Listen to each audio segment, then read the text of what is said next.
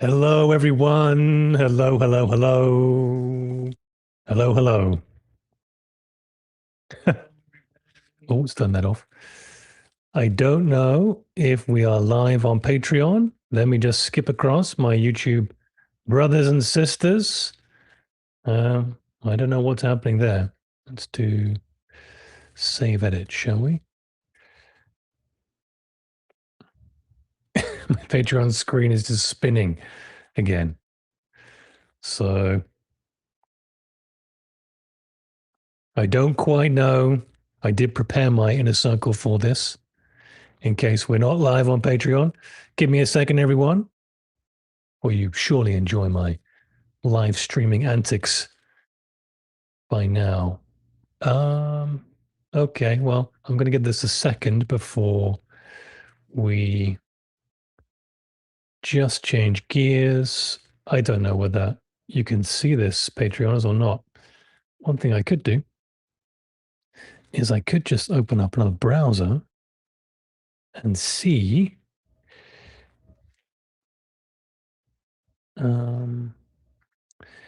if we are indeed live then. Let's not do that.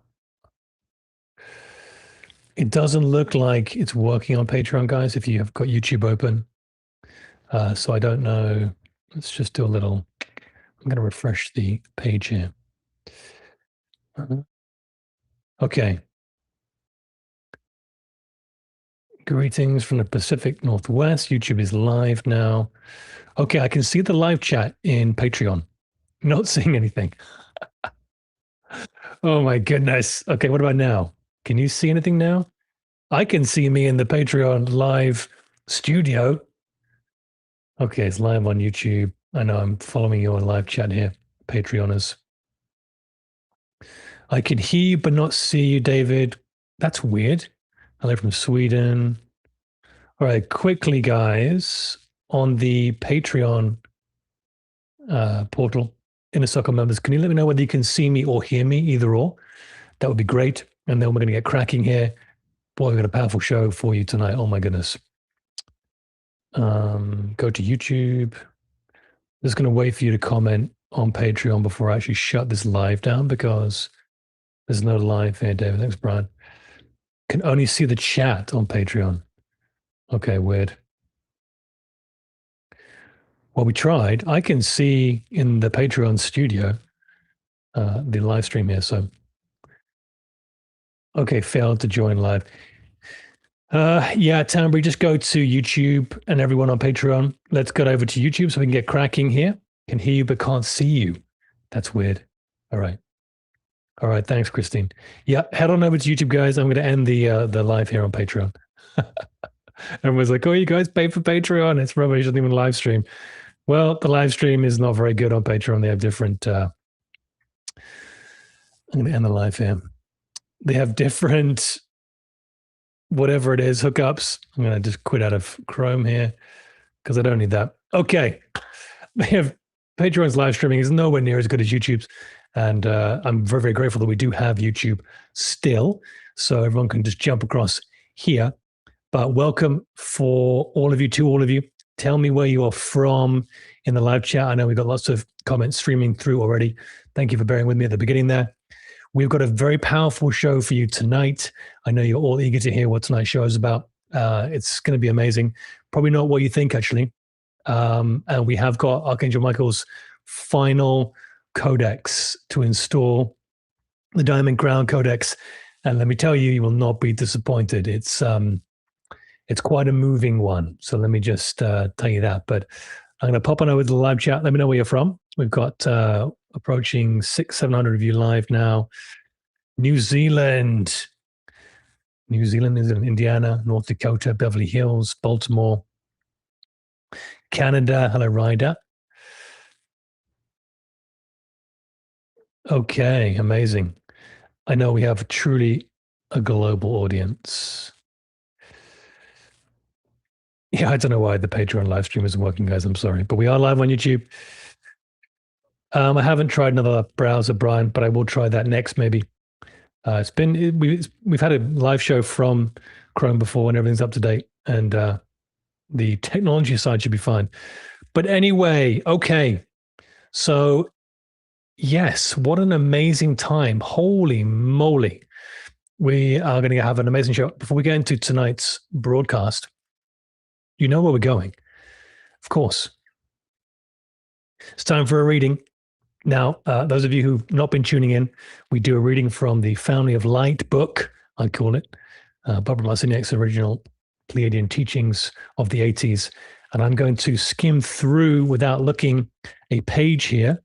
And I'm going to read to you guys whatever it is that we need to hear. So I invite you to close your eyes for a minute. Those of you who are and feel like you have Pleiadian lineage, reach out in your mind's eye to our Pleiadian galactic family, not as saviors, but as brothers and sisters. And let us ask for guidance as I flick through this book to see what it is the Family of Light needs to hear tonight. What's going to be most beneficial for us? Guide my fingers as I skim through these pages. Here we go.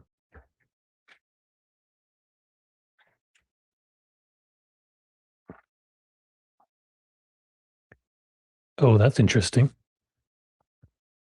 I don't think I've read this yet. Page 90, the goddess. Okay, here we go. Receive this as you will. The goddess is of such consciousness that she allows all things. She is the source that holds things together, the glue of creation. It is a difficult concept for some to absorb, let alone consider. It is a difficult concept for women to think of an empowered entity that courses through their own blood, in a likeness to themselves. It is shocking for men to think that perhaps a female vibration could be the source behind all things. Interesting. Feel in the deepest core of your identity the nurturing, the gift, and the mystery of the mother. There will be a return and an awakening to mother goddess energy. You will find in this decade that all of your religions are based on a false ideal. Here we go. They are all based on a controlling, cold-hearted, patriarchal movement, when in actuality, it is the mother goddess who is behind all things. We in the Pleiades have discovered the root cause of our misuse of energy. We have not honored the mother. We have done things to gain the attention of the mother, yet we have not yet valued the mother's creation, the mother's gift. Your planet must learn who the goddess is as a creator. You must. Understanding the dark side of the goddess is part of exploring her energy, because the goddess did something to lose her power. It is in the cells of your being, because all of you, man and woman alike, have a goddess and have the goddess within you. The goddess is going to be birthed through you, whether you are male or female. There was a decline and a fall of the goddess for very important reasons.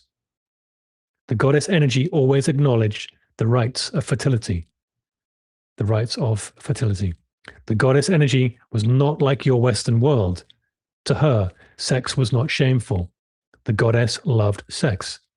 Sex, of course, is your natural heritage. However, like all things, there was a misuse of sexual energy. There came a time within the goddess realm when there was a tremendous abuse of the male vibration. Women, influenced by outside sources, lost their honoring and partnership with men and their sense of unity between man and woman. A little bit more. After a while, within the realm of the goddess, men became nothing more than a stud service. Women got so lost in the goddess power that the men were not considered equal.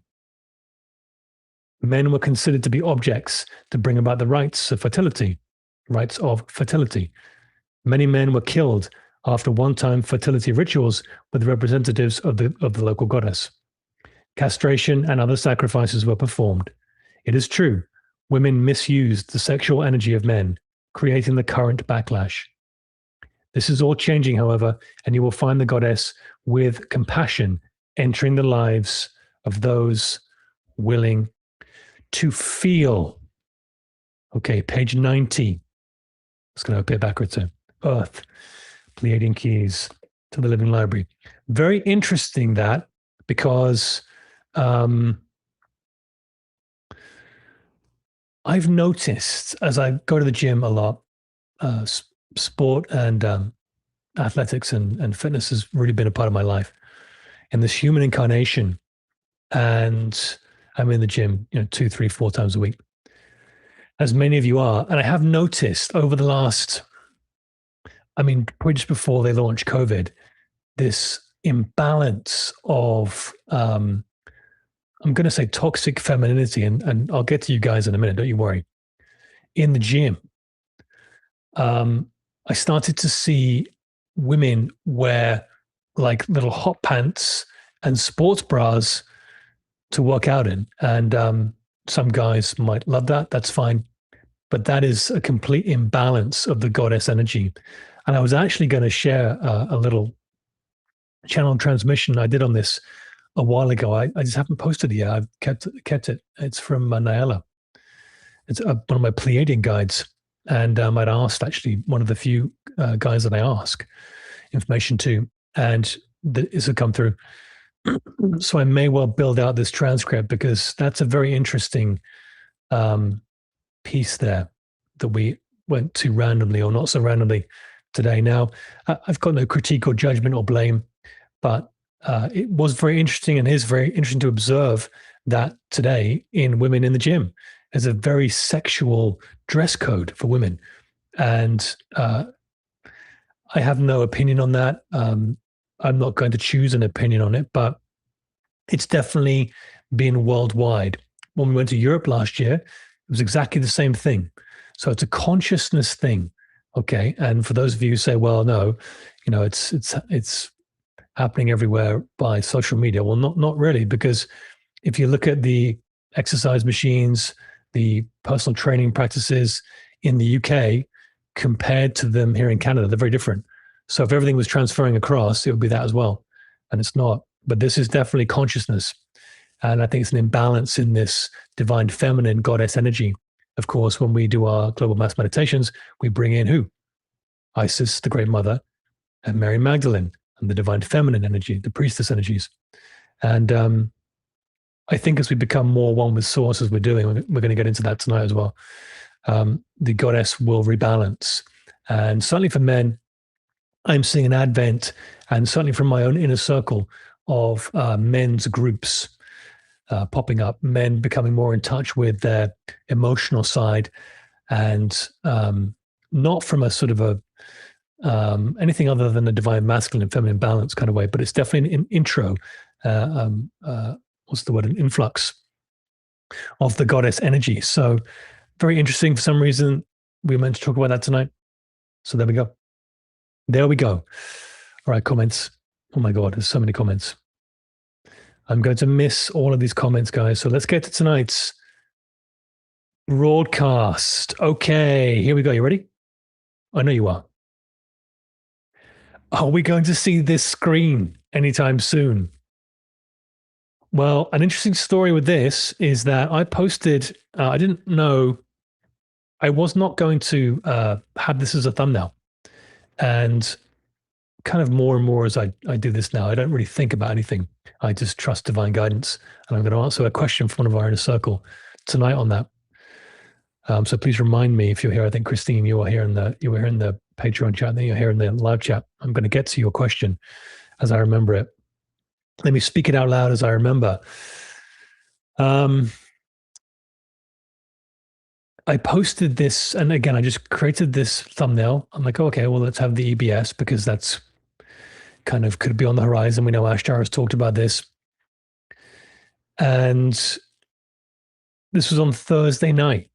I think Thursday night or Friday. And then the next day, the EBS, the emergency broadcast system, went off in Brazil. I'm just going to leave that where it is. Kind of interesting synchronicity. Yeah, I'm going to leave that where it is. Anyway, so tonight's show is about two versions of the EBS and not what you might think. Let's get into it. Okay. Of course, quick broadcast for our Patreon subscribers. For those of you wishing to join, we do have the core of our content, got tons of perks now over there, including a rocking group chat, lots more group chats to come as well. More on that in a bit. Do hit the join button, not the bottom right GIF now when you join up. All right. And if you have any problems, please do contact Patreon support. Of course, we have our Inner Circle members joining us tonight, as well as our YouTube audience. Something very exciting coming at the end of this year. The Sovereign Academy, as I've mentioned. And the more downloads I get on this and the more of the program I build, it is looking like it is going to be an ambassador program. Now, who am I to even bring this forth? I don't consider myself anything special. I certainly don't think of myself anything more than the mailman, as I mentioned to you in our Inner Circle. I'm just bringing forth what's coming through from my guides and from source, and you can take it or leave it. You certainly don't have to agree with anything I say tonight. In fact, I hope you have your own opinion, or you ask that you share that politely and in a conducive, constructive manner if you have opposing opinions of anyone, including me, in the chat. However, the information is not from me, and that's very, very clear. I seem to be, as many of you are, again, nothing to do with me, just positioning myself to be a vessel for some of this information coming through. And the synchronicities, magic, and miracles, the more I get out of the way that seem to be happening, it just defies explanation, my friend. I can't even begin to describe some of the things that are happening in my world. But anyway, the Sovereign Academy is going to be an ambassador program, which means that we are now getting ready for something big. Something big is coming. And I don't mean that to frighten you. We've got to sort of be aware of this now. And more importantly, we have to make the switch consciously. Okay, make the switch. You're not just here to have a human life if you're watching this broadcast tonight. You're not just here to have nice things, live a good life, or maybe just get by, be in poverty, whatever it is for you. I don't know. Maybe it's you're very wealthy, maybe you're not, whatever it is. It's welcome. It doesn't matter. But we have to make the switch now to, and this is speaking from my viewpoint, what I'm doing. I'll never share anything that I'm not doing unless I say beforehand, now I'm not yet doing this, so please bear this in mind. My goal, my reason for existing really is dedicated towards helping the human genome reach its highest level. It's the Ascension. And however I can be a steward of information, a teacher, a conveyor, a friend, whatever it is, however I'm needed to serve, I show up every day saying, Father, Mother, God, however it is I'm to be used today is the right way. I submit myself to your will, guide me. And it's one of my morning prayers. And so when I talk about the time that we're in, this has been prophesied for a long, long time. The way of the world as it is now is not going to continue, right? Now, it's not going to blow up and we're all going to, be blown to hell kind of thing. Nothing like that, in fact. There might be some chaos. We've talked about that. But we're in a different time. Now, I want someone to tell me in the live chat, comment in the live chat, what is the current phase that we're in? Right? People think it's the emergency broadcast system is to prepare us for something. It's not a new earth. It's not a golden age. The chapter that we're in now, I'm looking for a specific word. So comment in the live chat what you think it is, because it specifically relates to this ambassador program that we're going to be launching end of year. At least we're being guided to put together.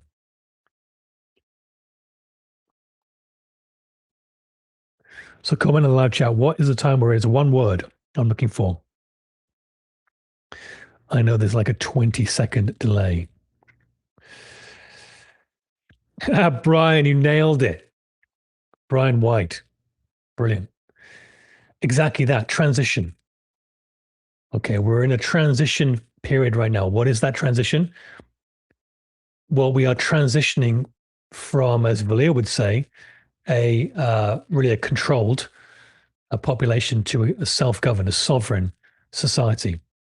It's going to be much smaller than it was before, and it's going to be much more incredible as well. Now, we don't really know how it's going to look. No one does. And we have glimpses, and certainly if you're like me, you have visions and downloads and all kinds of stuff. But we are in the transition phase right now. And I'm looking through this old system, and that's just sort of the way my brain works. I'm looking through this old system to say, okay, well, what's life going to be like on the other side of this? Of course, we've got a solar flash that's been held off by the galactics more than once. By the way, yes, it has. And it's my understanding that it is being held off a little bit right now as well. But we're not far away from it. Now, again, we don't know what that's going to look like, and we don't talk about timelines, but all of us feel like something big is coming, and this is part of it. And it's not some fiction, it's real. This was in prophecies carved in stone long before you or I got in front of a camera or a screen. Let me tell you. And we're in that cycle now. We're in the transition. So if we are going to this new phase of Earth, based on what I see in the visions that I have and what have you, in the messages that I receive, what do I think that looks like? And how can I position myself to prepare myself for that, but also prepare others who feel called in the same ballpark of a vision? Okay. And that's where I'm at. So the transition that we're in now is really what this ambassador program is all about. And I do see that there is a transition team. We are guided to be building a transition team right now. Now, a really important part of this is the underground nature of this movement. So I keep switching back in between slides. I have no interest in being a public figure and going out there to speak on stage, and I'm more than happy to do it. Done it many times in my corporate life. But the more and more I go into the mystical path and the mystical experiences that I have, the more I want to be out of the public eye.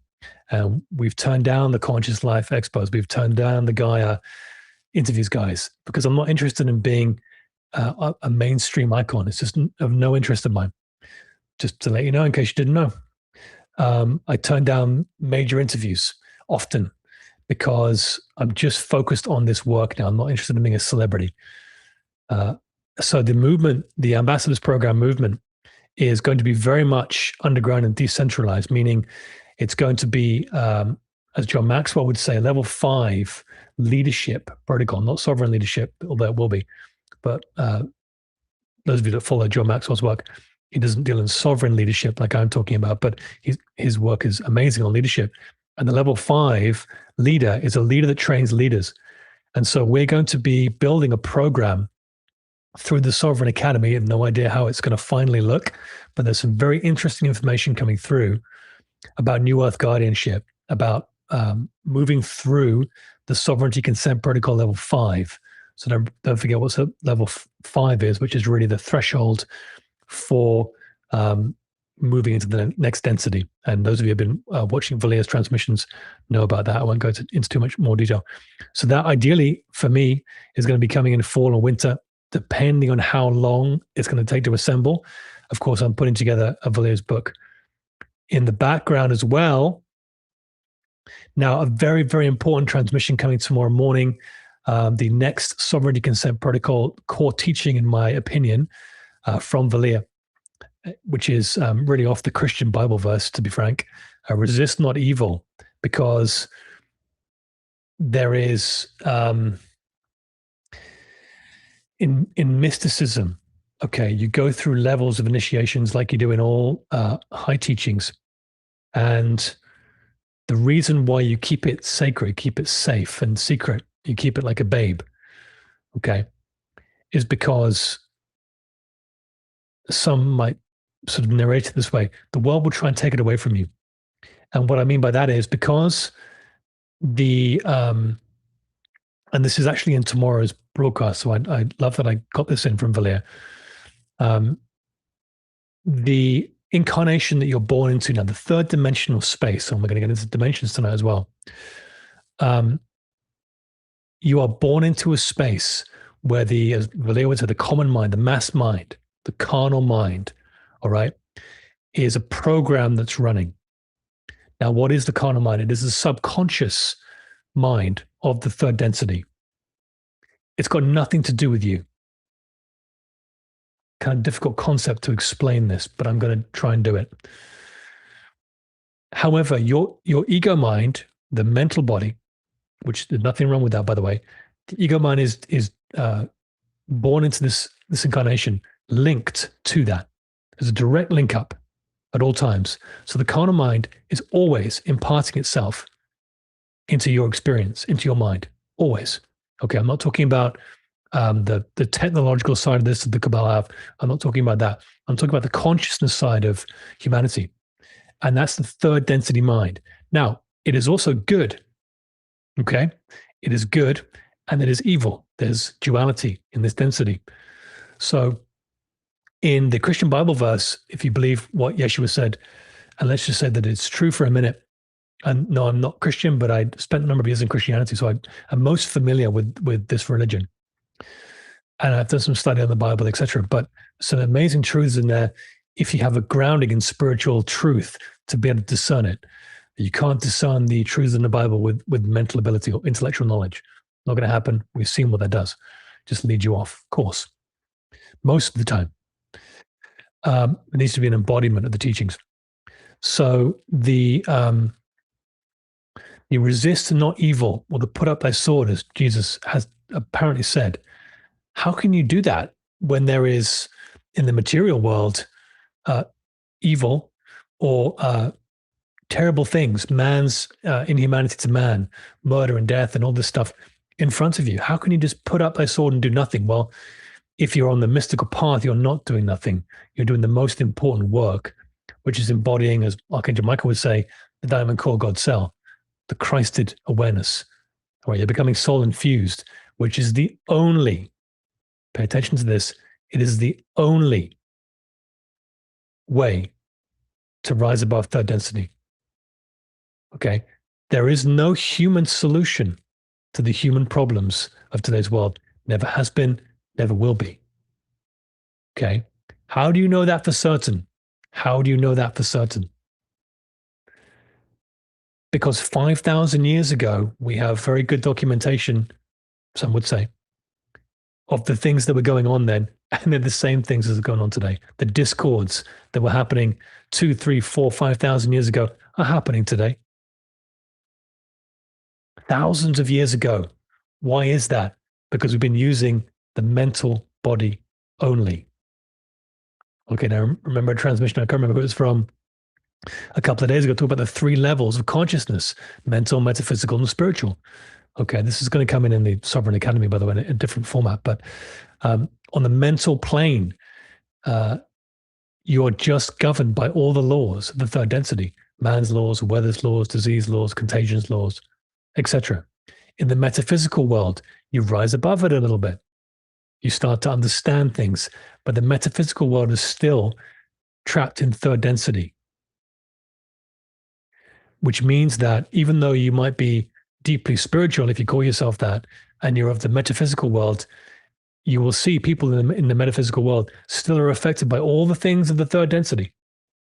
They don't rise above it at all, really, which is why the next step, the trampoline into spiritual consciousness or mystical consciousness, is needed to rise above the third density and move higher. Okay, so the Sovereign Academy is coming. We've got some very cool teachings on this. More on that in a bit. But the next transmission from Valir has got some wonderful pieces to this, some things I didn't think about, but I've built it into a powerful transmission. And the carnal mind that I mentioned is always imparting itself to you. It's a hypnotic thing, okay?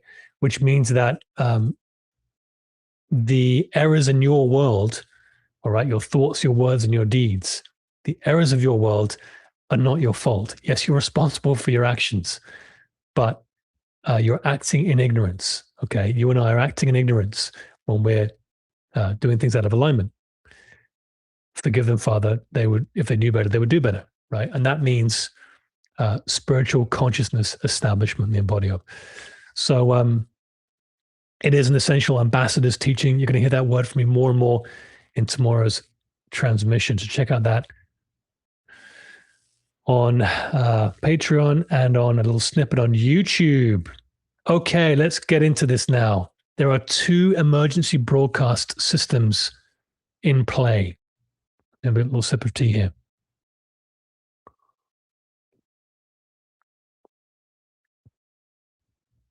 This is one that we may or may not see in the coming days, weeks, and months. Okay. This is the third density EBS. All right. So what I will call the artificial EBS. It prepares for the next chapter of duality in many regards. Nothing wrong with that. Nothing right with that. Okay. It's going to reset the lower timeline. And we could get into the whole 3 days of darkness things and what have you. We don't know truly what that's going to look like. Now, I'll just comment very quickly on the Brazil EBS thing, because I know some of you are curious about that. It's my understanding this was not a cabal operation. Whether it was or whether it wasn't, I'm unsure. But my understanding was, at least for the information that I have, that it wasn't. Ashtar Command's message was very interesting. I don't think it swayed left or right, as far as I can remember. However, it's just, for me, I'm going to have an opinion on this now. It's just too obvious from the cabal.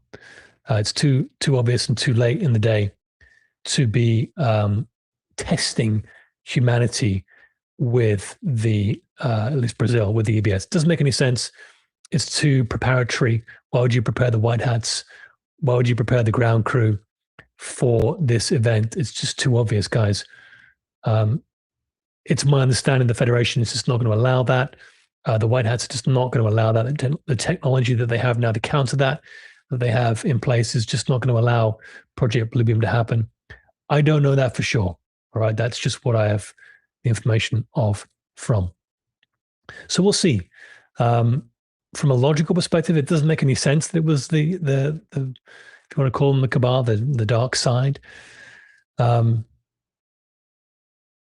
It just doesn't make any sense. And I know there's sort of someone mentioned there was a psychic talking about this and what have you. I don't know, guys. I really don't think that is going to happen. This, as far as the logistics of it, the intelligence communities quite often will launch an event dressed up as someone else. Okay, they'll launch something like a Taliban attack, even though the Taliban didn't do it, and then they will dress it up as the Taliban. I'm just using this as an example for explaining purposes, and then they will that will happen, and then they will see who reacts, right? Because they're trying to find out, they're trying to gain intel from that. Now, did the white hats do this? Maybe.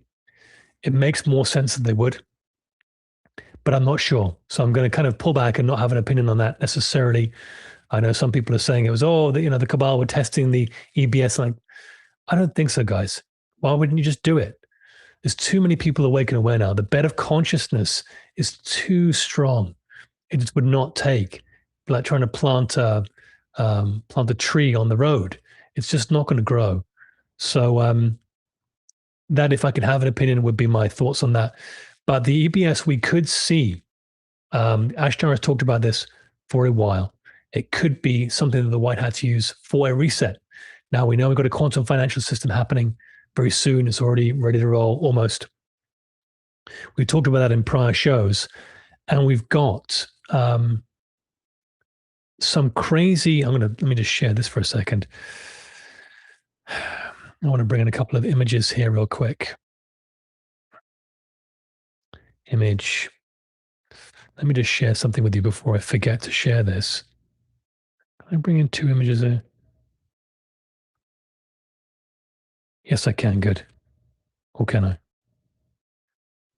I want to bring in something else as well. Hold on a minute. Bear with me 20 seconds.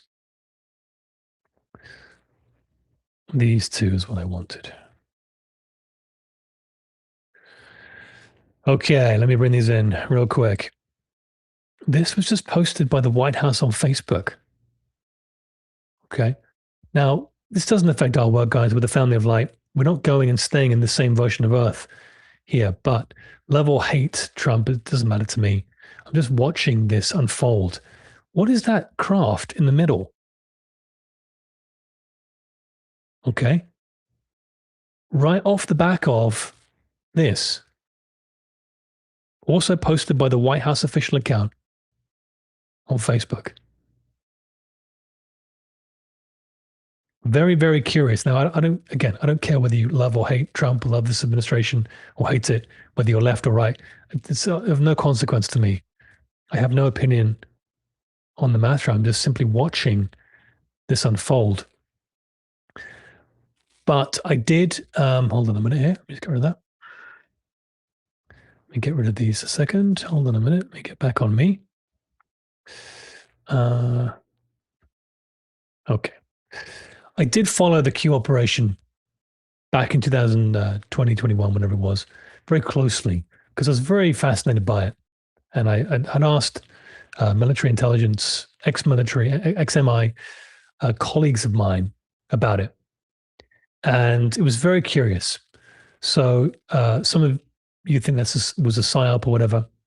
I really don't know. It was very curious to observe it. But now we have the official administration in the United States piggybacking off the word and letter Q and word quantum. Of course, we know the word quantum means 0 point, right?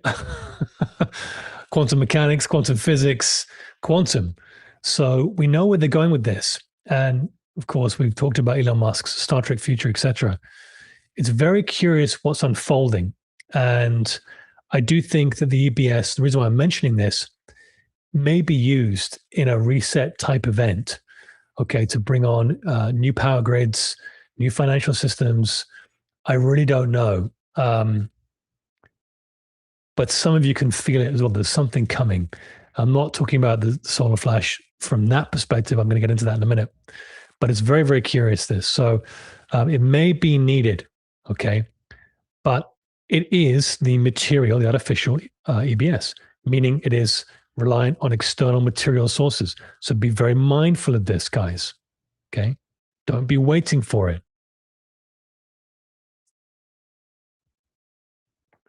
Now, the second EBS is what I would call the fourth or the fifth density EBS, the organic template, okay?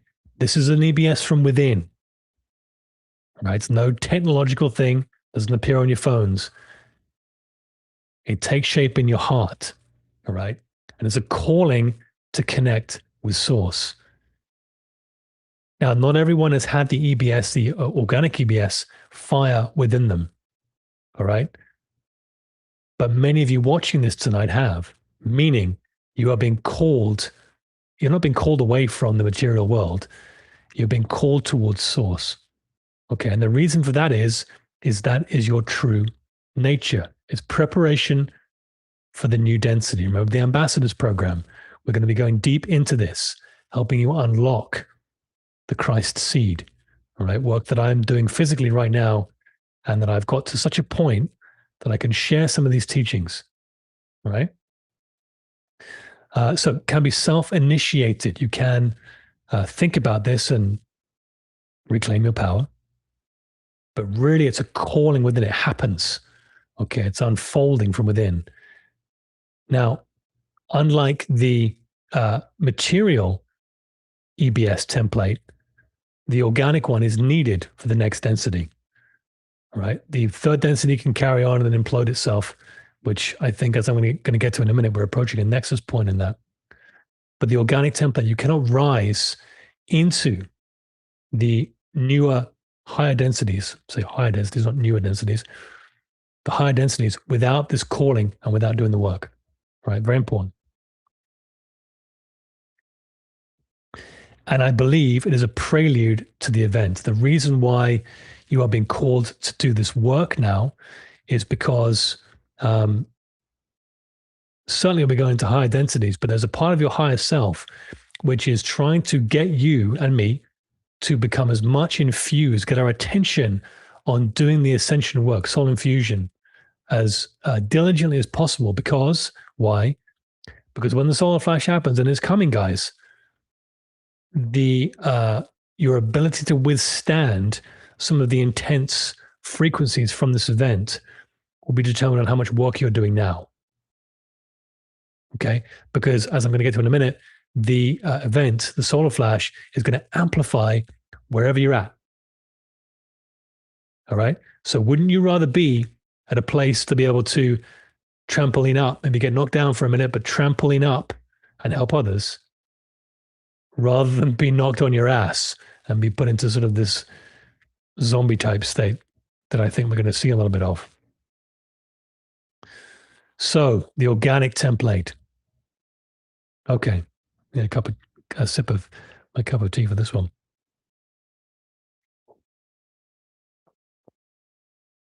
Artie Natty, I'm tired. Yes, so am I. Heavily fatigued at the moment.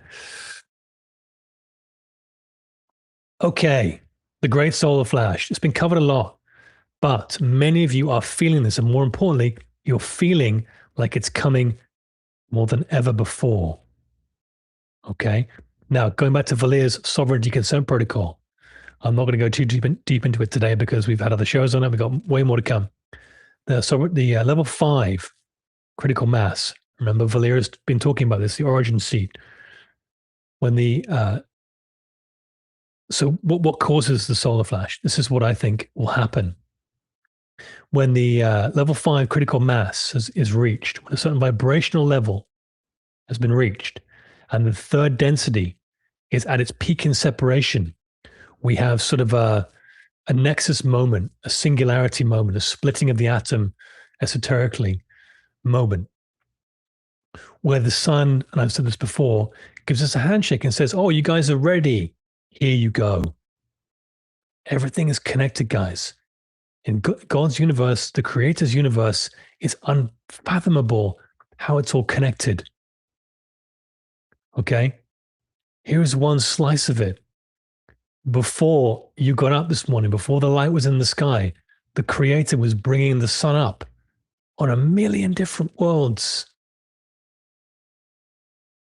simultaneously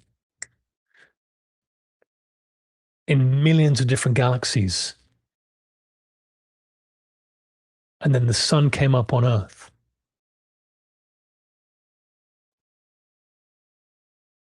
The divine laws in place are unfathomable. And you didn't have to do any of that. You weren't up all night going, got to make the sunrise tomorrow. Don't know how I'm going to do it. We're going to get into a 90-day practice tonight that I'm going to give you all. And those of you who are in our inner circle on Patreon, we're going to go even deeper into it together. But we can all do it here on YouTube as well at the level that I'm going to share it with you. One of those components of the 90-day practice, and by the way, if the things I'm sharing with you aren't motioning you into high gear here to prepare for this, I don't know what to tell you. It's coming. So let's scare you. I said to uplift you. And it's exciting because we got the next level coming. One of the levels is contemplative meditation. And I'm going to take you through a practice that I do every morning. Before my first thought hits the floor of my mind, I've actually been able to develop a very good practice for this now. Because it's very difficult in the morning. I do a lot of, as you do as well, work outside of my body in my sleep time now. And coming back into my body after sleep is incredibly difficult. So in the morning, I'll often wake up feeling like I've been running a marathon all night. But that's simply because the astral work we're doing is quite intense right now. So having thoughts in the morning is I have to really physically slow down and think while my body's come back together again and I'm back in the physical. So, when I bring you down from 5 to 0 in meditation, that really happens to me. I feel those levels, which is why I developed the 5 to 0, by the way, because I go through it every freaking day.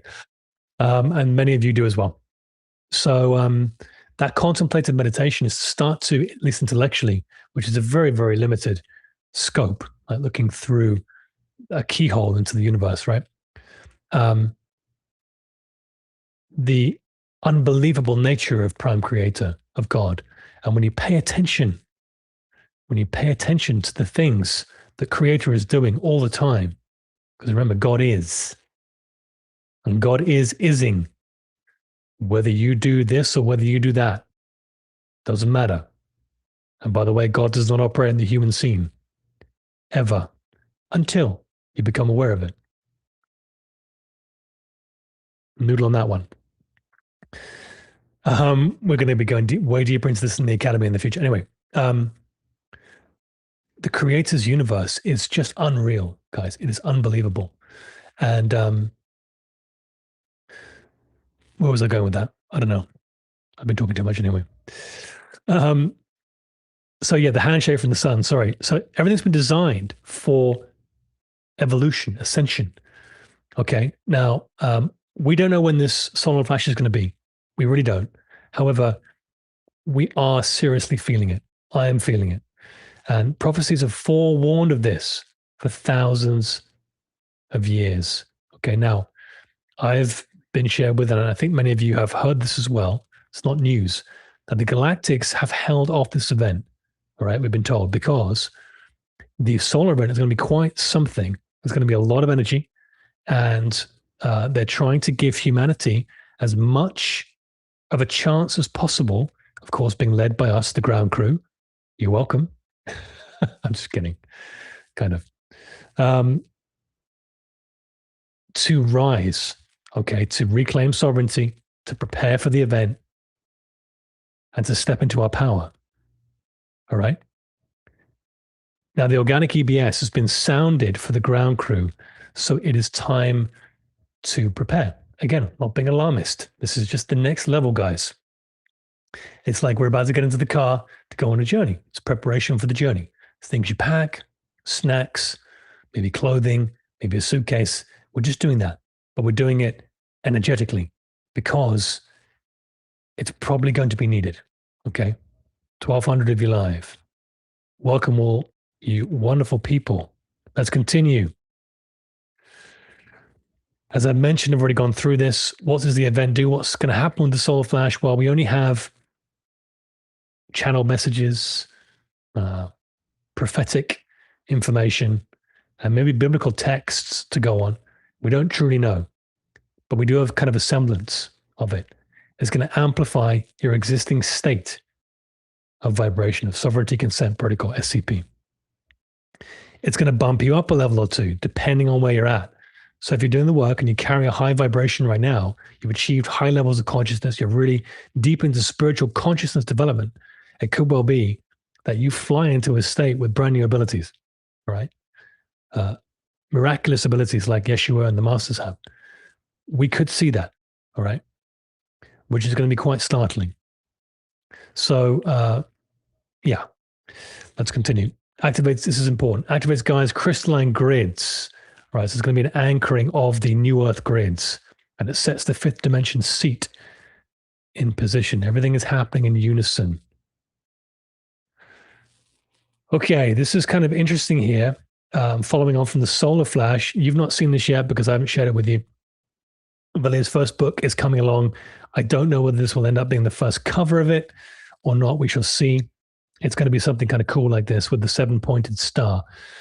But here is a snippet from Valier's book, which is going to be released sometime in the fall/early winter, whenever I can get this done, guys.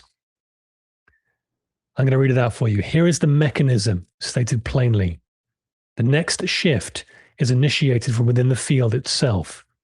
At the precise moment, a critical mass of you have seated fully at the fifth level. This is sovereignty consent level 5, protocol level 5. When enough origin seats are restored and held, not as an idea carried in the mind, but as the governing principle of an ordinary day, so realized, the planetary field arrives at the threshold it has been walking towards across the long age. And a larger turning begins. The seating is the initiation. The few who hold steady are the mechanism. What will appear from the outside as a sudden turning of the world is the lattice completing itself. This is the 5D grids. Anchor by anchor until the structure can finally carry the weight of what comes through it. We watch this being seated by you, one field at a time, and the count is get this, and the count is nearer than the noise of your days would suggest. What does that mean? Well, we're getting close, right? And this is information channeled quite a while ago. I can't remember when, probably 3, 4, 5 months ago. when I first started Valier's book, all right, talking about the event and the ascension.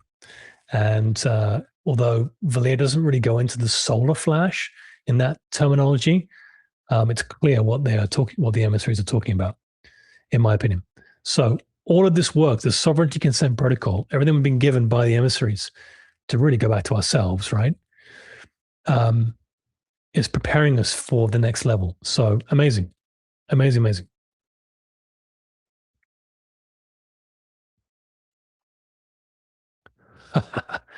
Okay, who's ready for this?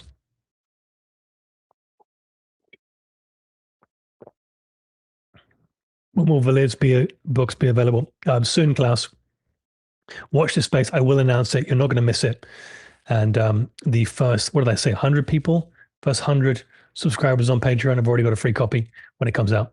And I've got a record of who you are. Okay. Free signed copy. Who cares if you signed by me? I'm no one. Anyway, I'll probably put a squiggle on there for you. Organic EBS 90-day challenge. Who's ready for this? Okay, now on Patreon, our Inner Circle members, highly recommended, guys, that you join up, sign up. It's not going to be $20 forever, $19.99, which I think is a steal for the content we're putting through. There's going to be a time when money is not around, so it's going to pay to be a member. All right, and I don't know when that time money is going to be. I don't think it's going to be much longer. I don't think money is going to be around in this current format for much longer. So join up and be part of the high level teachings. High level, not meaning that I'm some kind of guru, but I'm sharing a lot more on Patreon. Okay, let's make this more viewable here. So those of you all who are on Patreon, I will be preparing another group chat specifically for this 90-day challenge. And I'm going to try and build a template that we can all use for cataloging how well we're doing, not to compete with each other, but to compete with ourselves, right? Hold ourselves accountable. And of course, if you want to hold each other accountable, beautiful. Having an accountability partner is important. So what are we going to be doing over the next 90 days? Before we get into this, why is this important? Well, this is a practice I've been doing for nearly 5 years now, certainly more times than 4 a day. I do it constantly, and it's become just part of my life. And it has allowed me to rise not just another level on my journey, but start to unlock doors that I wouldn't even explain to you. And I'm sure you feel some of it from me. I hope you do. It has elevated me to a place of magic and miracles, I will say. But the thing is, it's nothing to do with me, guys. I'm just positioning myself in accordance with divine laws and teachings that have been passed down to us by many masters who've accomplished way, way, way higher levels than any of us. So lo and behold, shocking news. If you practice the same rituals and routines that they did to get to high levels of enlightenment, guess what? You are going to have somewhere near the same results. Remember the Chinese proverb, to know the road ahead, ask those coming back. It's a good one. So what are we going to be doing?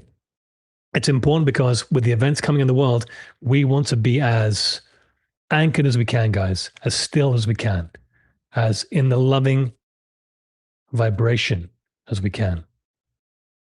Here's what we're going to be doing.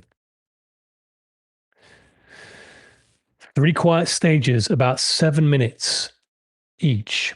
Beginning in the morning, we're going to be doing a contemplation, contemplating God. If you don't know the word God, as Tony Robbins would say, be dyslexic and say dog.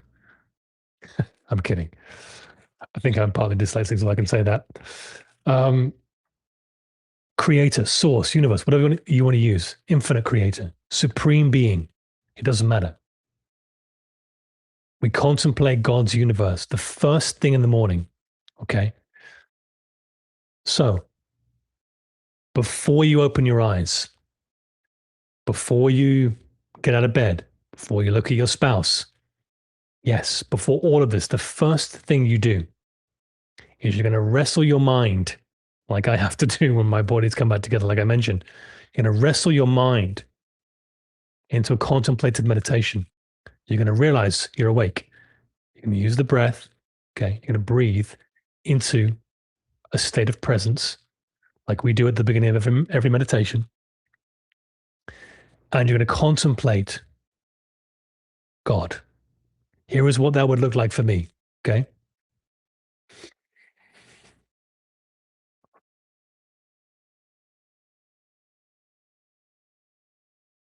So using my breath, I'll return to the present moment. And the practice I've developed now is I've done a lot of chakra balancing and alignment. So I've now created a bridge between the lower chakras and the higher chakras. And what that feels like is I put my awareness to my third eye, and immediately there's a link to my lower chakras. Okay, this is me. You don't have to have done this. This is not prerequisite. You don't have to do this. So when I bring my awareness under my third eye, I feel all my chakras like there's a spider web being triggered. And that allows me to focus more on the present moment. Okay. Now, this is stage one, contemplation. I will now go into Creator's universe and I will pay homage or deep gratitude to Prime Creator. And I will go about the physical surroundings where I live. And I will say, Father, Mother God, I feel you in the trees, giving life to them in the summertime, bringing their leaves forth. When in winter they look so barren, but magically your life force works through them at all times,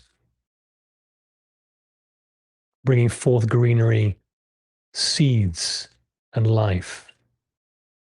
I see you in the air feeding the birds with the seeds, distributing the seeds, providing for all of the creatures of all the kingdoms, working through all the elementals, governing all the natural world. I see you in the lakes feeding the fish, feeding the fishermen, the great circle of life.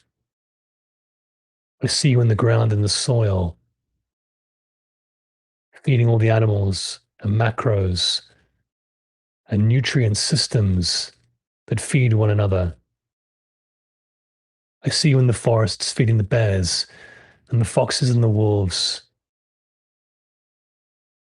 I see you as the creation of all life, the maintaining, sustaining principle of the universe, the only power in my world. And I see you in me. This is the important part. I see you working in my heart, my liver, my lungs. Before I took a breath this morning, my heart had beat hundreds, thousands of times in my sleep. And I never had to beat it once. You did it all. The life force of you, my oversoul, is the one power, and I'm connected to you at all times. So that is a contemplative meditation, right? We're contemplating God.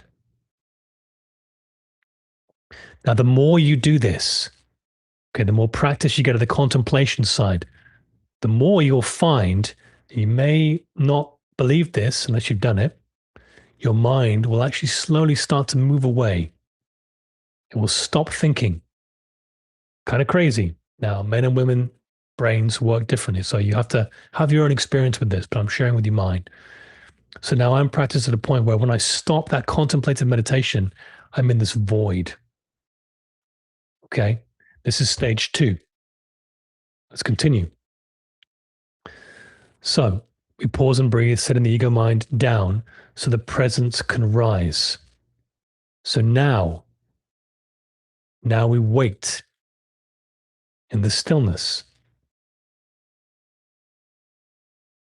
Okay, for the sign of the wave of peace, a deep breath that breathes us a settling something. Now, everyone's sign is going to be different. If you're like me, I can tune an antenna in and I can hear the still small voice. A voice starts communicating with me. Okay. And you'll know that it's a higher intelligence, not just your mind doing it, because it will share with you things that you don't know about. It's the litmus test. I didn't think that. Where the hell did that come from? And I would just caution you, if you're new to this, just to take your time with this. You may not hear a voice. Many mystics do not hear the still small voice. Some do. Everyone's different. There is no right or wrong, better or worse. There's only your experience. Very important to remember that. I hear the voice. I did right from the beginning, but I had a lot of foundation and meditation before that. It may come as also I get a warmth in my body, like I'm being injected with something warm. If you've ever had a morphine shot, it feels like that. It feels like my whole body is being warmed with this divine love. And it's just unbelievable. It's quite indescribable, in fact. But that's a sign that God is on the scene. Okay. At the end of my contemplative meditation, I will sometimes ask, and this will maybe come during the day, and we're going to get into the other part of this in a minute. This is just the morning routine, guys. Okay. Contemplative meditation, move out of the way, stillness, wait, develop the listening ear.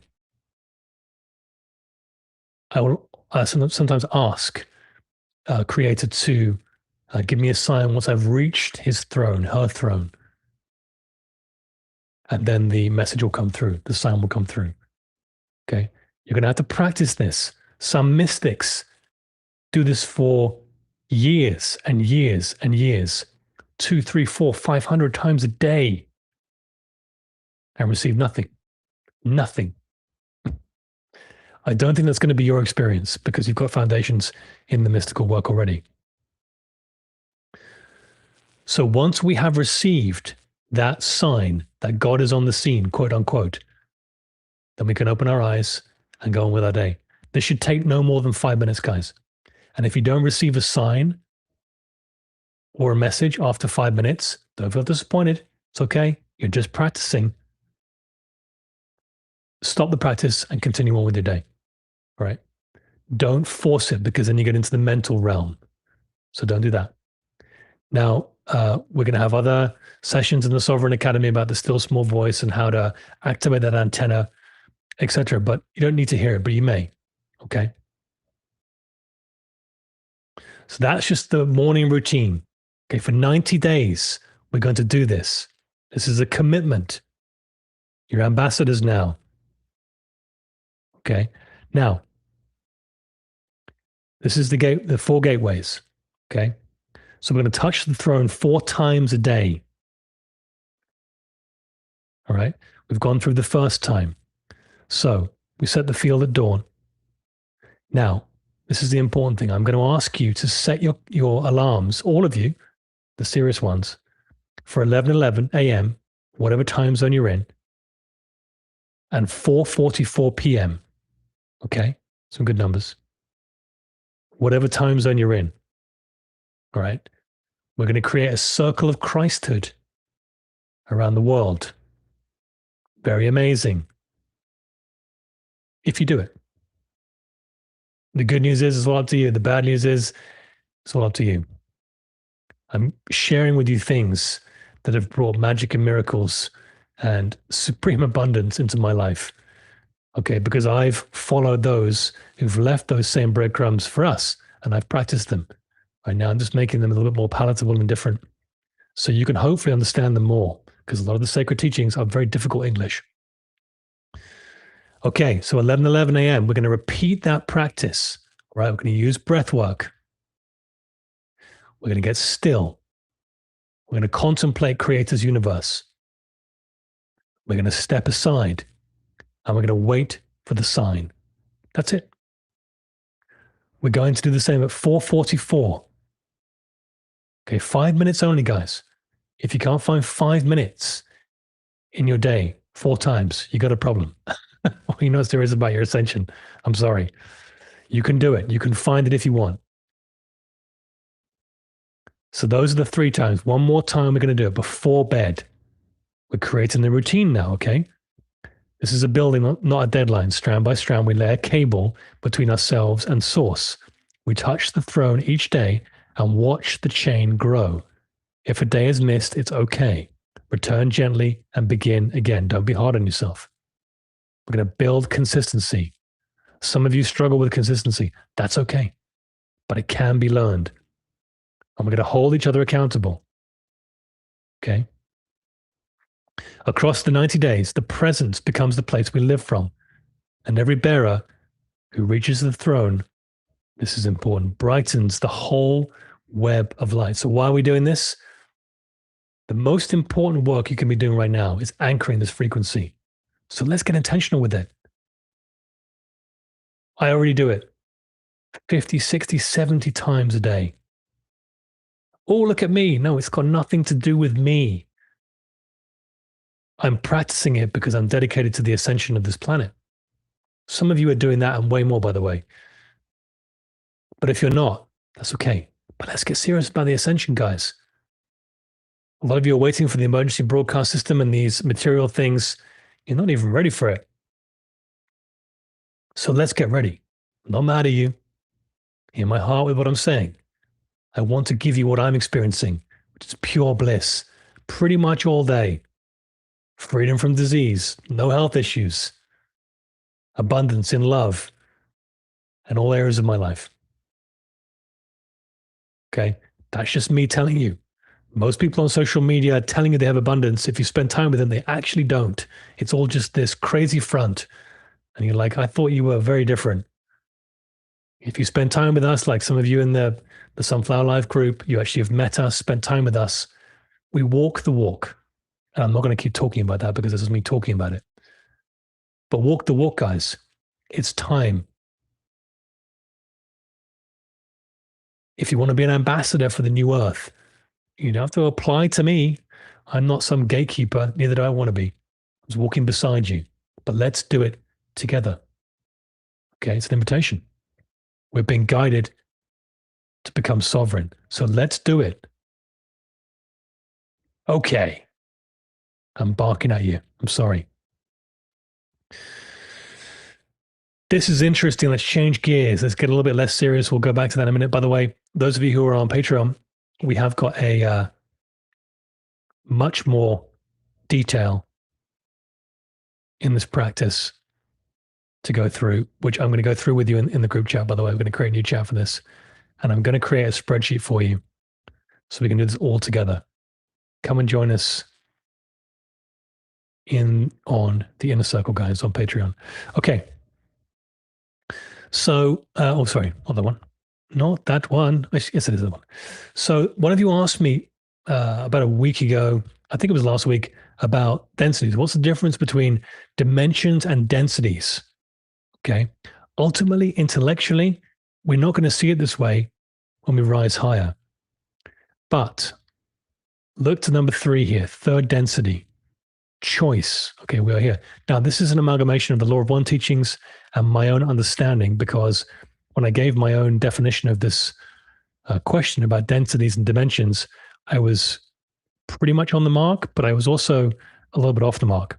So I'm going to correct that with these slides. And by the way, our Patreon members, you will get this in tonight's live show to download if you want it as a graphic. So the third density is where we're at right now. Now, the practices that I've just given you, the 90-day practice, is going to trampoline you closer, if not straight into the fourth density. Now, Dolores Cannon talks about us skipping the fourth density, which I don't necessarily think will happen. I do think we're going to blast through it. And I think the solar flash is going to be a trampoline through that for sure. But fourth density is about that love light frequency. By the way, you cannot truly love another. I'm not talking about human love. Human love is not love. Okay. Newsflash. Human love is based on a series of conditions that goes up and down. All right. There's nothing wrong with it, but it's not unconditional love. Now, it can move into that space. But the ability for you to love another unconditionally as Creator sees them is directly correlated. Get this now, this is important. Is directly correlated with your personal relationship with God. No mystic, saint, and sage has ever accomplished unconditional love without building a relationship with Prime Creator first. Because anything else is built on mental, intellectual ability, right? which, as we know, mental and intellectual realms are governed by the mind of good and evil, duality. There is no good and there is no evil. For some of you, you think I'm crazy when I say that. Some of you get that. I can't explain that to you intellectually. You have to experience it. The more you rise into this here fourth density, the more fourth density consciousness you hold, the less discord will come knocking on your door. I promise you. To a point where when you enter fifth density, which of course I have not entered yet, I may have flashes of those embodiments, but I haven't embodied that fully at all, as most of us haven't. Okay. You will eliminate 99, if not 100% of all human discord. You'll simply cease to exist in this third density paradigm, which, by the way, is what the solar flash is going to trampoline us towards. Now, okay.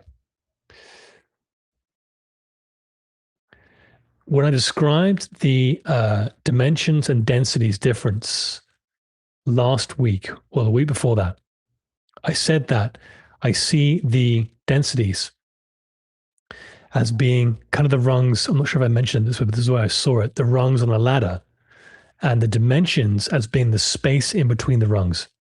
Okay, now that's not entirely true, at least not from our Confederation friends. I'm just going to grab a little bit of tea here.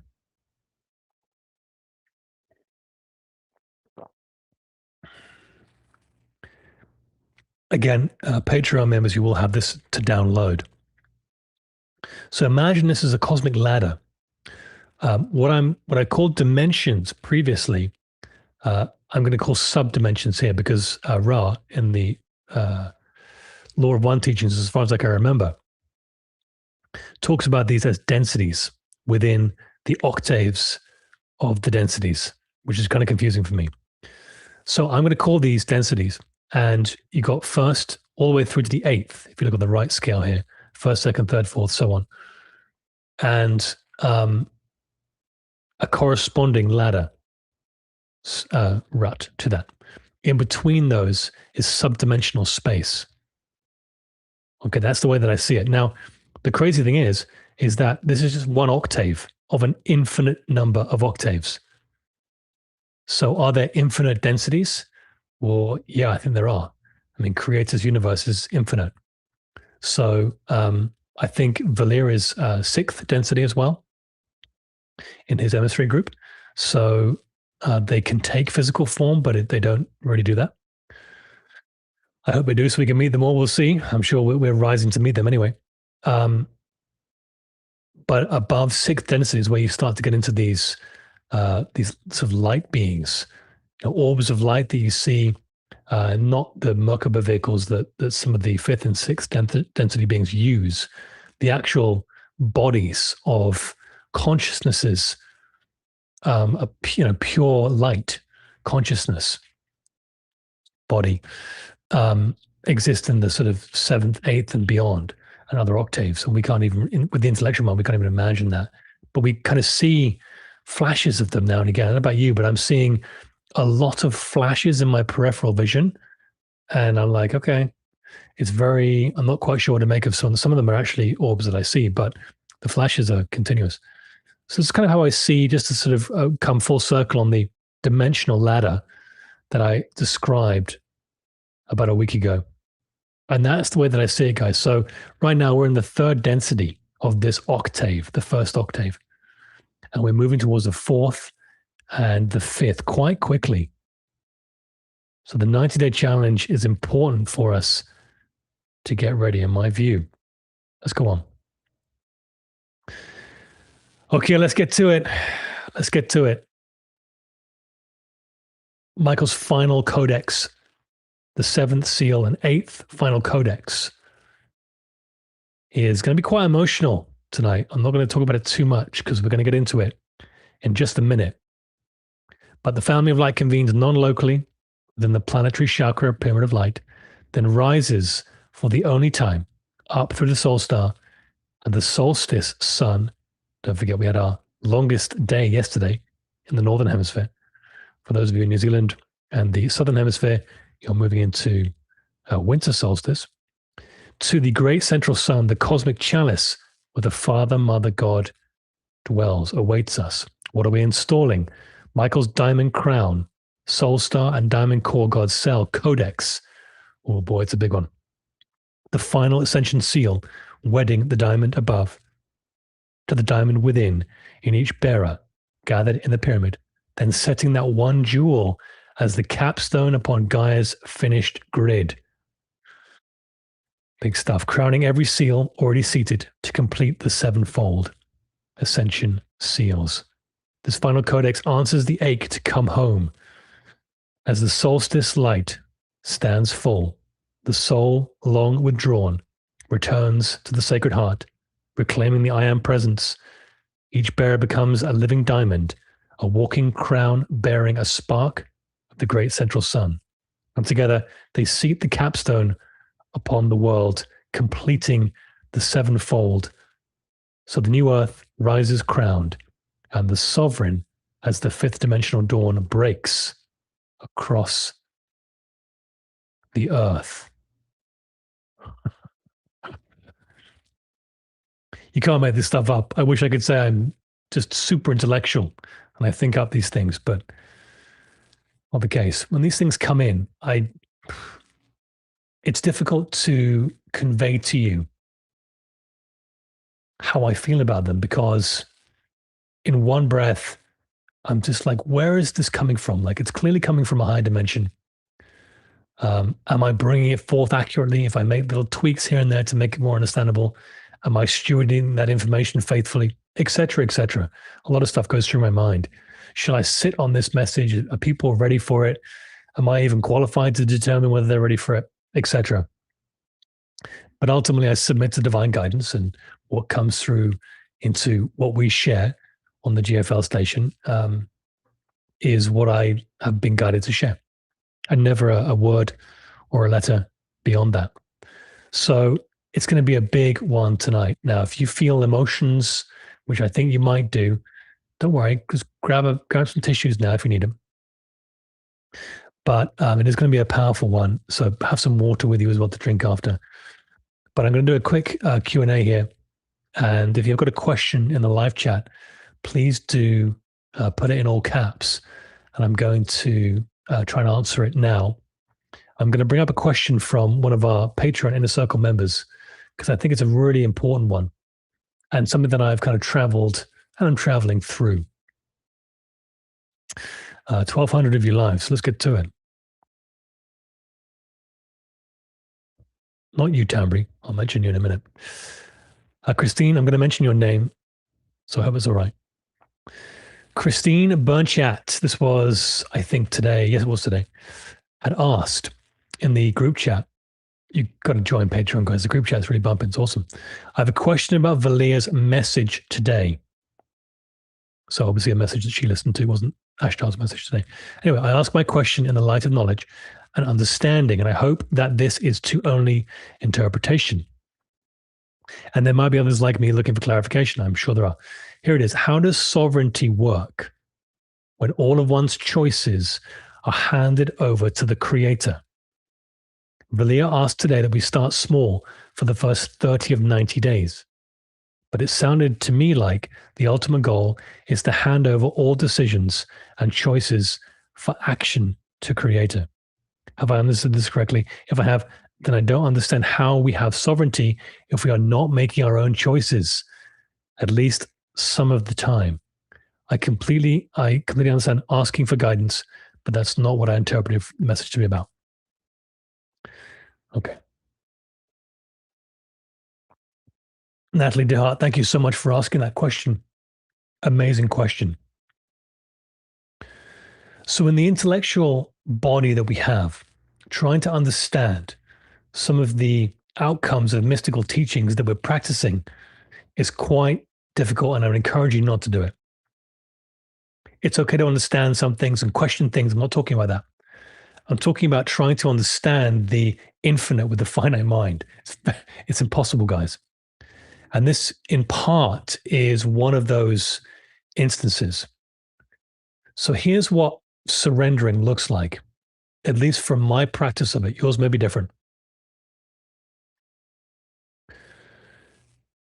The mystical path, the path that I'm on, is a transition from material consciousness. So from kind of the three levels, material or mental, metaphysical, and then spiritual, is a transition, as yours will be, and it is from that mental place to the spiritual. Okay. Now, as we traverse that, there is an absolute paradox that plays out for quite a bit. All right. And that is that you have 1 foot in 5D and 1 foot in the third density. Okay. Meaning you're having higher dimensional experiences, but they're only fleeting. They're not yet anchored. All right. So you're trying to understand them with the intellectual mind.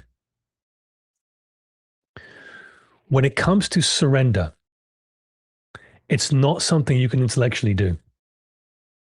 No one's done it. No one will do it. Hasn't happened. Why? Because surrender is true embodiment of you and creator, right? Of your soul spark with creators, making the connection, soul infusion. The stronger you make that link, it's not about surrendering. It's just about you being plugged in to the divine guidance source. So when you're at that point, I'm not fully there yet. I will, of course, fully admit that, but I'm definitely experiencing a lot of it. The intellectual mind will just yield. Okay, you never get rid of the ego. You don't kill it. You don't destroy it. You don't do anything to it. You just move away from it. You install a new operating system, and the ego mind gets pushed to the background. It happens organically. It happens naturally. You never have to intellectually do it. Although intellectual practices may be part of that journey. Okay. There's the paradox. When you practice the 90-day practice that I gave you today, and you're going to experience this, so be ready for it, the surrendering will become more and more natural. Here is what my surrendering looks like, which I mentioned. I don't think during my day, hardly at all, compared to 5 years ago, before I really got serious about this work. I've been on this path for decades now, but really serious about becoming a mystic, if you want to label it that. I would intellectually plan things. Okay. What I'm going to do tomorrow, what my day is going to look like, what I'm going to invest in, etc. All the business ideas, all this stuff. I'd think in my intellectual mind a lot. Nothing wrong with that. Don't bash it. Don't try and get rid of it. It's the ego mind, part of the ego mind, that's needed in third density. Okay. My advice to you would not be trying to get rid of it, but transcend it. So now, fast forward, practicing the 90-day practice, like I mentioned today, much more than that. Now I'm just living by grace. So part of my morning prayer is use me, Father, Mother God, to be a divine blessing to whoever needs your love today. Use me as a vessel. I don't have to think about who it's going to be, where it's going to be, how it's going to be. And the more you surrender into that, you're going to have to practice just not thinking about it, just letting go, letting God. So there's the intellectual paradox I talked about. It's part of it.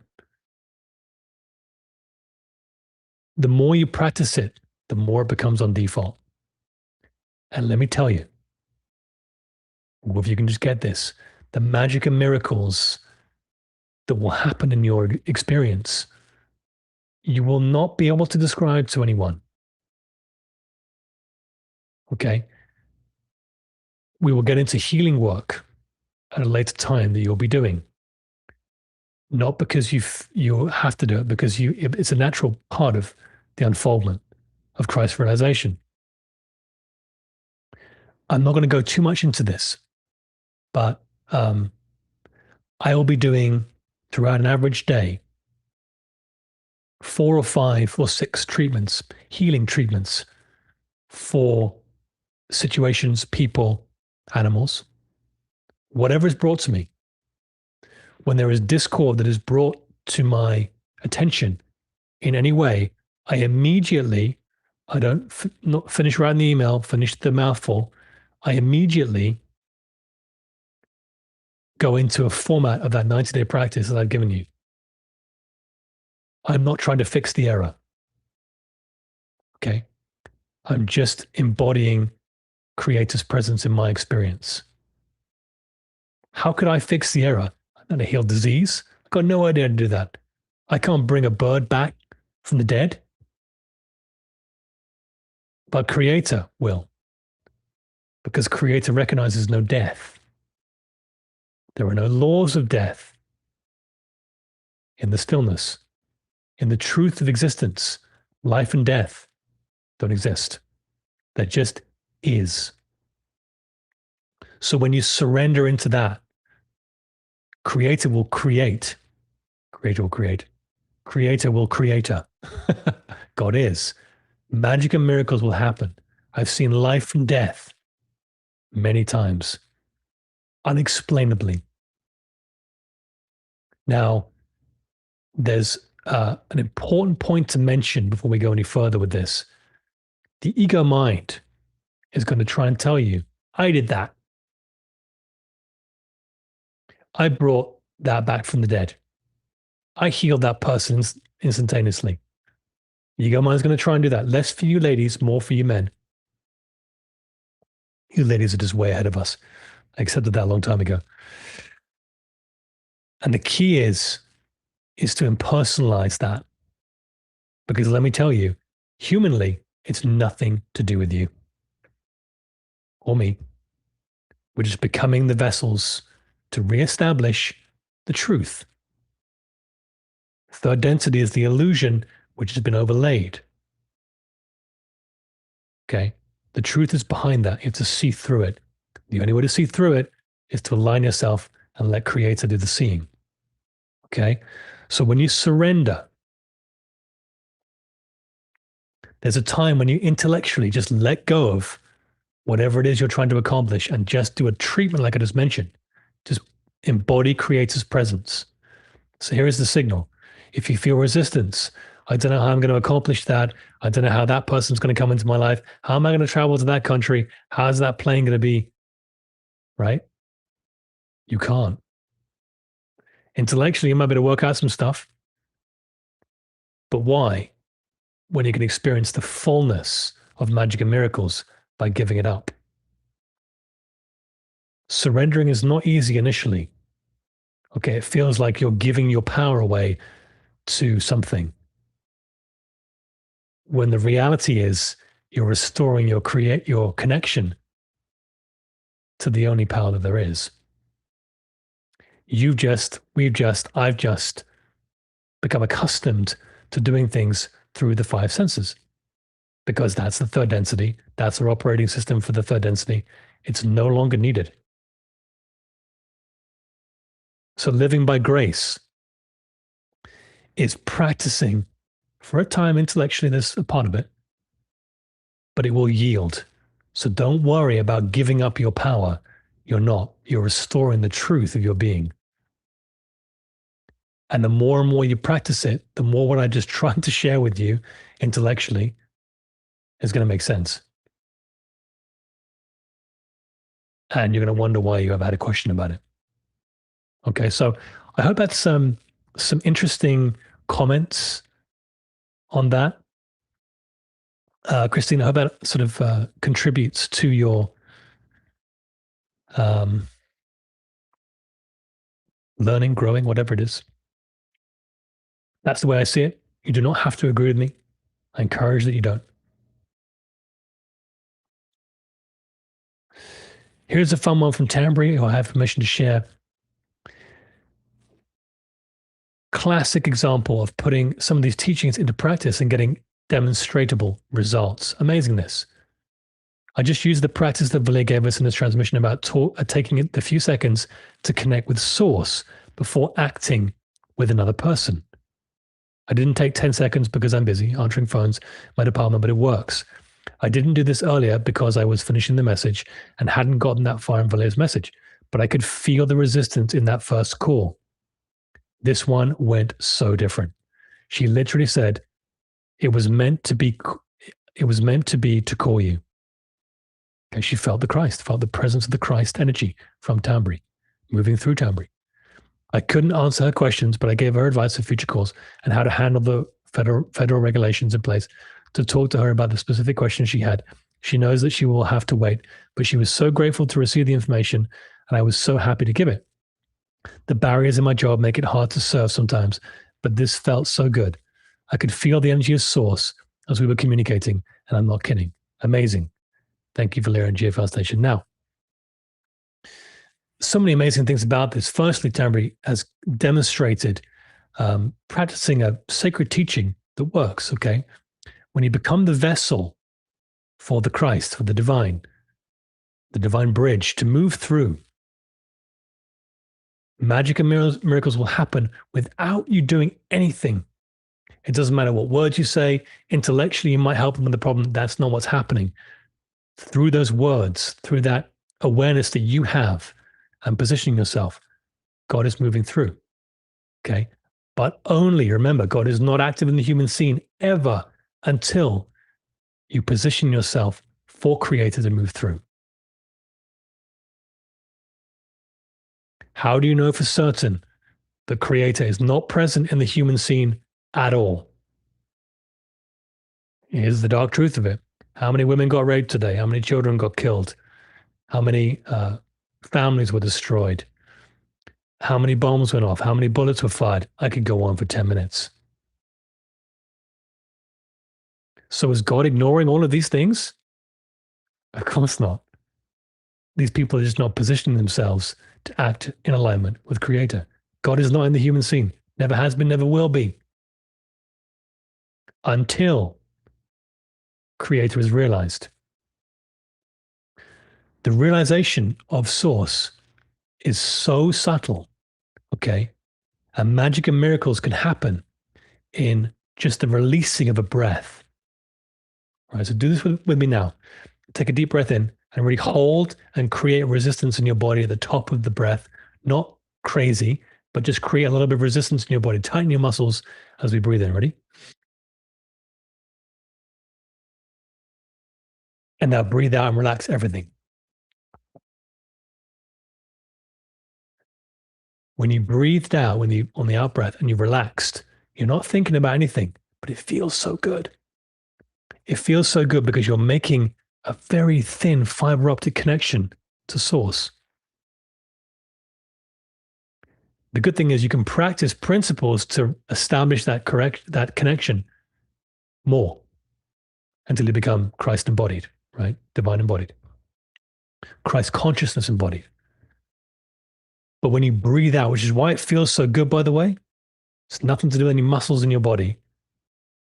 When you relax everything and breathe out, you're making the connection to Source, which is why traditional prayer does not work.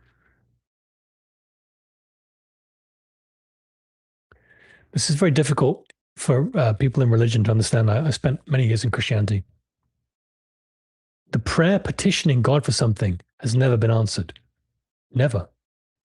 Not one time. But sometimes those prayers do get answered another way. And that is when that person surrenders, like I just done there, they actually allow the connection to be made. But it's got nothing to do with asking God for something. Nothing.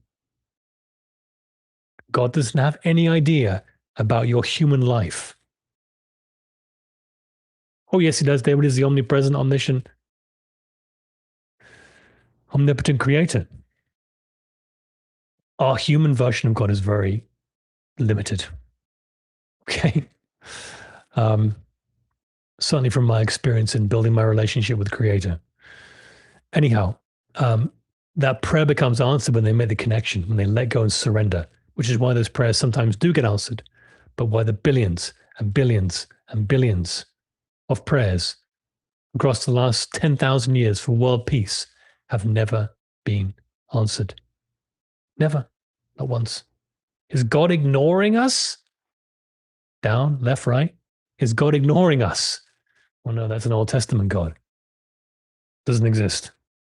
Never has. Or are we praying amiss? I think I know the answer. True prayer is wanting nothing from God, knowing omniscience, omnipotence, omnipresence. God already knows your need before you do. So the more you surrender and make the connection to source, using the 90-day practice that I just gave you, the more abundance shows up in your life specific to you. Why? Because God already knows way before you do what you need. I didn't read that in a book. Okay. So my hope is for you that you embody some of the things I embody, practice some of the things I'm sharing with you that I practice, walk in the walk, and experience way more than I have. Because let me tell you, the little that I have, it can't be put into words. So I won't try. So Tambry is got a very busy job, clearly, but she's still managing to find the time to practice sacred teachings. So we have no excuse, those of us who have more time. Okay? It can be done. We just have to make the steps to do it. We have to get serious about our ascension. Not personal. Okay, don't tense up and get rah. But we get serious, we get focused, we get intentional, important word. So my hat's off to you, Tambry. Thank you for sharing that. Thank you for allowing me to share that. Tambry from our inner circle on Patreon. Many, many members there really doing amazing work. So it is working. Let me just pop across to the live chat real quick. I'll take one question, then we're going to the meditation.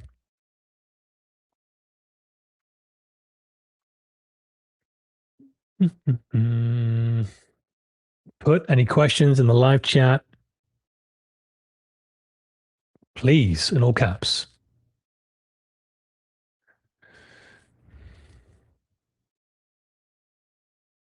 I'm not going to go into the QFS today, Michael, but it is coming.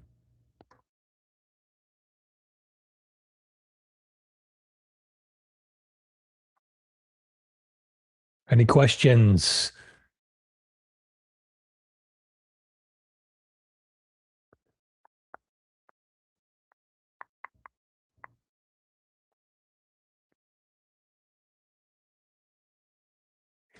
Michael asked it again. I'm not going to go into the QFS.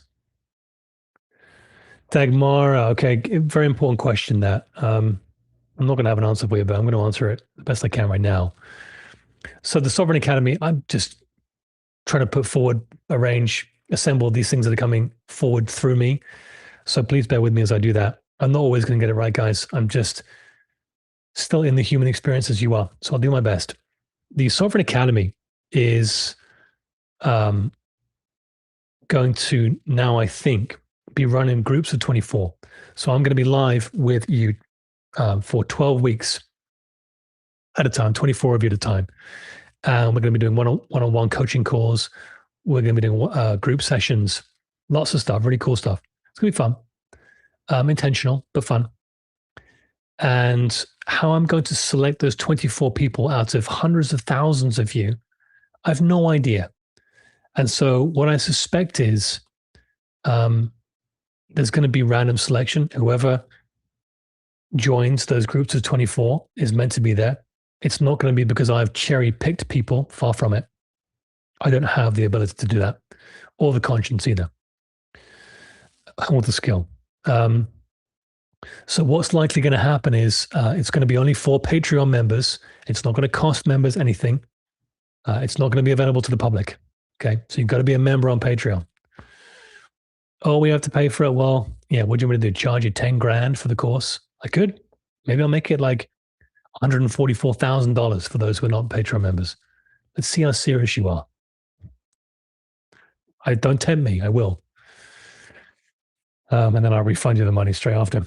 Anyway, so you got to be a member on Patreon first of all.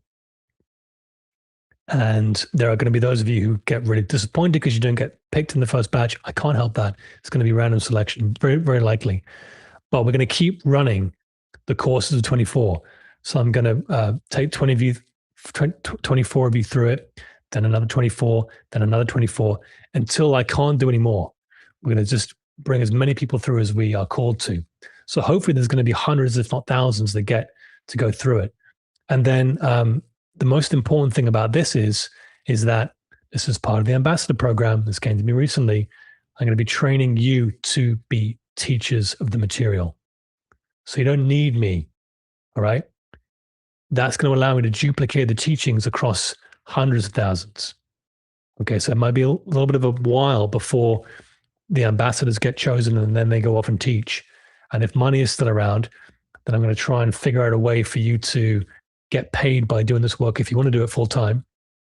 No idea how that's going to look, but that's sort of where my mind is at. I want to reward you guys above and beyond if you want to be part of the program. So we create sort of a duplicatable program where we have then ambassadors teaching, but then ambassadors training ambassadors to train ambassadors. Does that make sense?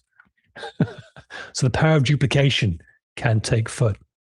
For as much as we're called to do this, right? This is not my material. I'm not some genius. I'm not reinventing the wheel. I'm just sharing what is being brought through me, and I'm being directed to share because this is my work. And if I could make it free, I'd make it free. We're not quite there yet with money on the planet, and I'm sure we will be soon. But that's how the program will look, Dagmar. Good question. So we'll see how that shakes out. But I'm going to hopefully get everyone into this program as much as we can. But initially, there might be a smaller number as we train ambassadors to train ambassadors, if that makes sense. One more question. Okay, Sirius, that's a good place to transition on. Yes, it is my goal to have centers. They're not going to be my centers. Hopefully, they're just going to be universal centers where these teachings can become more universal. And they can take different evolutions whereby we're sharing Christ consciousness embodiment with everyone, at least people who are serious about doing it. We have demonstrated practicable principles that you can put together, whether you're really not on the consciousness path and just starting, all the way from someone who's very, very deeply in the spiritual walk. Yeah, I'd love to have centers where we can come and meet. And I'm sure that we'll have our galactic friends come and join us. I don't think any of this is random, guys. The path that we're on, what I'm being shared to share with you, what you're being shared to share with others, it's all going to be this wonderful mosaic. And it looks like it's all going to be coming together. So, yeah, I'd love to have physical centers in the future. I feel like we will have gathering spaces where what you're watching now will be in a seminar, right? Where you are sharing stuff with me. You're one of the ambassadors and I'm learning from you. It'll be a beautiful sharing and gifting experience, this whole program. Again, I don't know how fully it's going to look like, but I'd love to have physical centers. Yes, I saw what White House posted. Thank you, 47. Wild time. Come on, let's get into tonight's show. So, should we, guys? The Codex. Because, crikey, you've been here for an hour and 44 minutes. Bless you.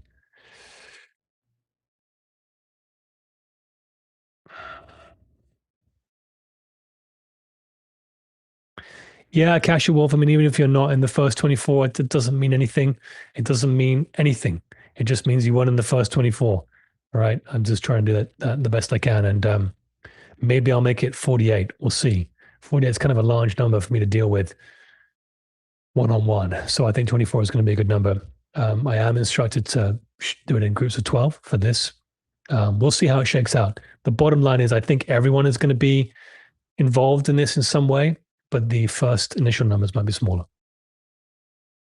But maybe a Cassia Wolf, that will be you. So who knows? We don't know. I don't know.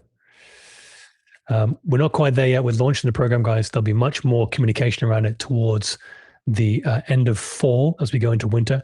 You're not going to miss a communication. There's not going to be a first come, first served.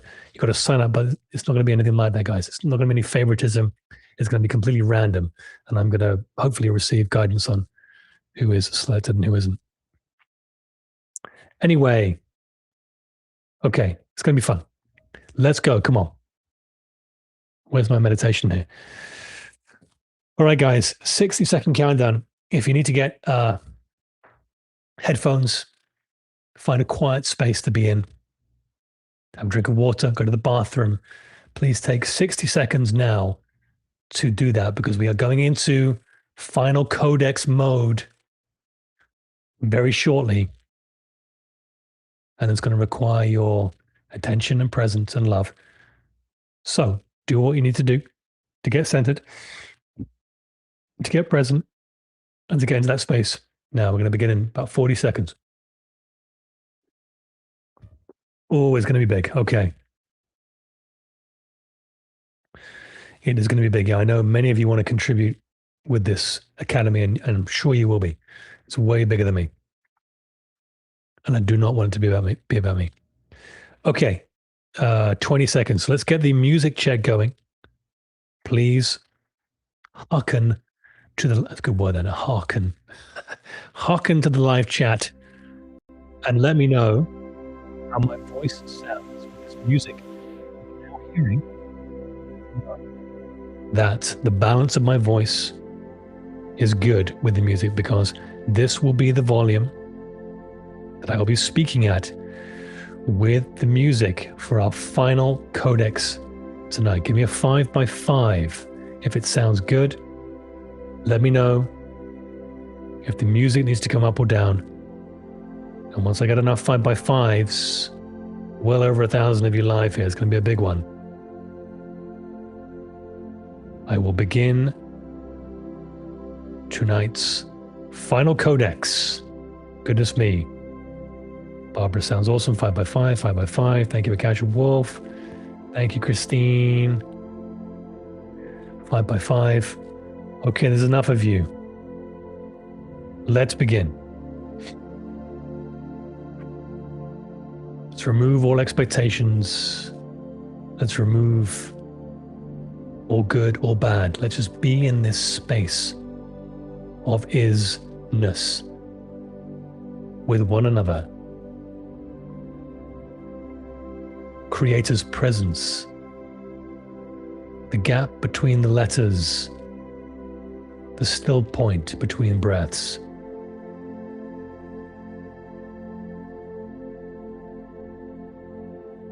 The space between the atoms, that is where we find 0 point. Use the breath now to settle into that space. You know the drill. You know how to do it. You know it all. Trust yourself. Trust in the guidance of the infinity of wisdom that is your true nature, beloved one. That is you. I'm talking to you.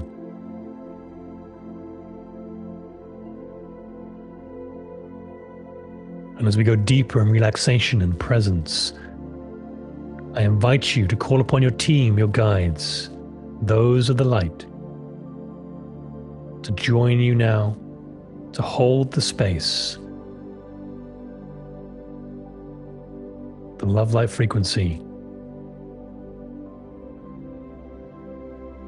as we, one final time for this Codex series, but certainly not the last, call upon the archangels of the 4 directions of the horizontal plane. Invite them in, as I do, if you so feel called. Our dear brothers, beginning in the east, we ask Archangel Raphael, the Archangel of Air, the carrier of the green ray, clarity, clean perception, and clean mind. Join us in the east, Brother Raphael, now. And to the south, Archangel Michael, the Archangel of Fire, holder of the blue ray. Courage with love, protection without fear. Brother Michael, join us in the south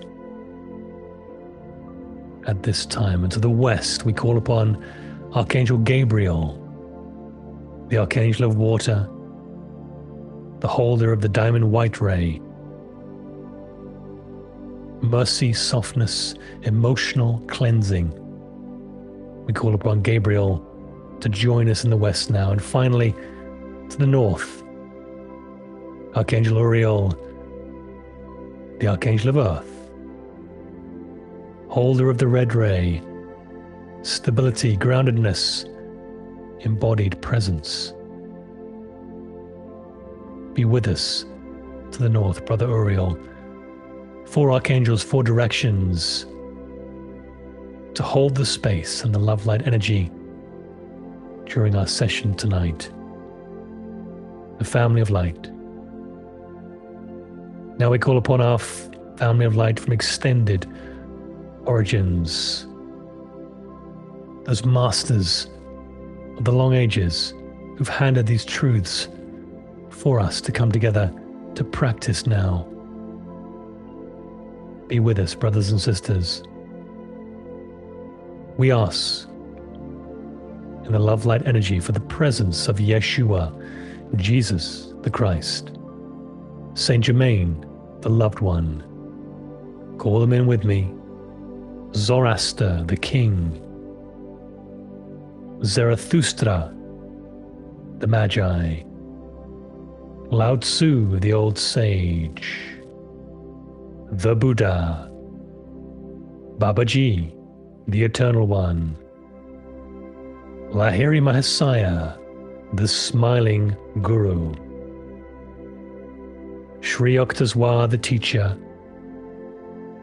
Paramahansa Yogananda, the gift. El Moria, the Lord of the first ray. Brother Kathumi, the great guiding light. Dwal Kul, the master teacher. Paul the Venetian. Serapis Bey, the Lord of Ascension.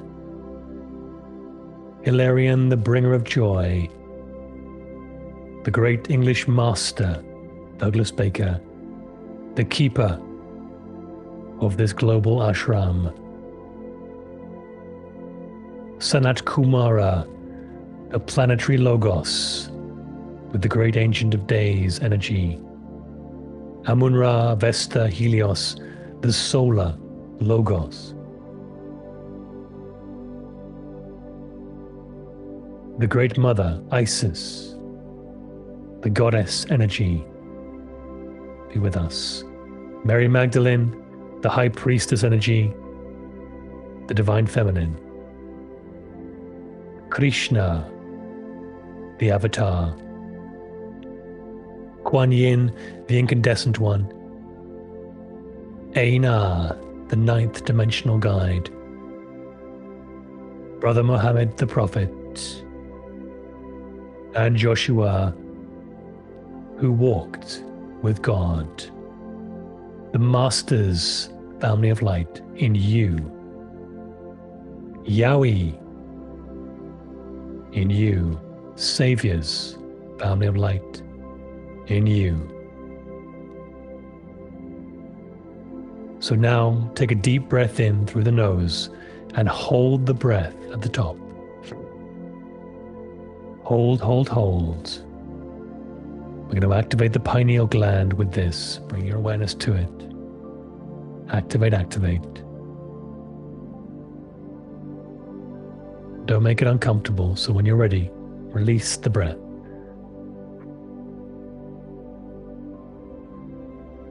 Two more times. Another deep breath in and hold the breath at the top. Bringing the awareness to the pineal, lighting up the cave of light.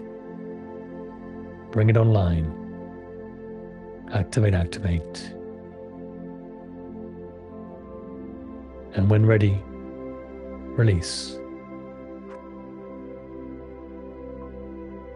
A final deep, deep breath in, holding at the top one final time. Activate, activate, activate.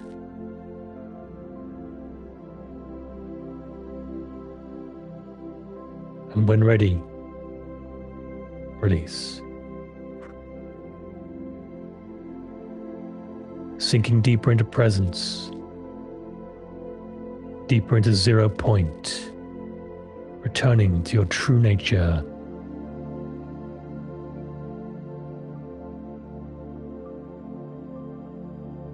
family of light, we pass through the gateway of the solstice. A great light shines upon us now like never before. The purest light we've ever received, but no purer than the one of your true nature. It is the light of remembrance returning to us, activating us, calling us back to source. If you have felt heavily fatigued in the days, weeks, and months, if you have felt like you didn't belong like never before in the material world, if you have felt that time is strange, surreal, welcome to the Ascension. Everything is exactly as it needs to be, and these are symptoms of your unfoldment. There is nothing wrong. So breathe and relax, knowing that all is in hand. You have made no mistakes. There is nothing wrong with your physical vessel. Give yourself a pat on the back. For you have come far, beloved heart. But, oh, you know it, we are just getting started. So if you feel ready, and particularly if you don't, let us go on a journey. Bring your awareness now to the soul star chakra. It is 6 to 12 inches above the crown of the head. Feel into this with your awareness.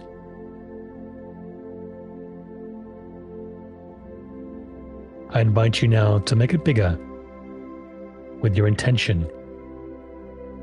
So grow it in size and intensity, however you wish to do this. You can use the breath,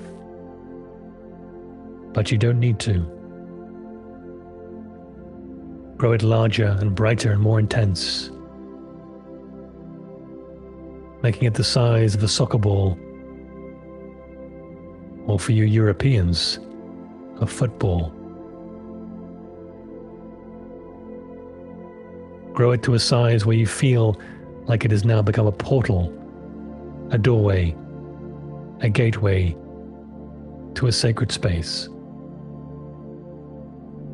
And once you feel this, journey into that portal, move into the light.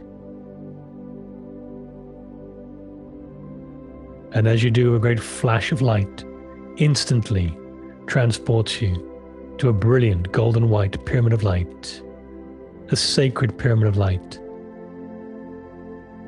You have never set foot here before. It is one that has been opened for us, for the Solstice Gateway,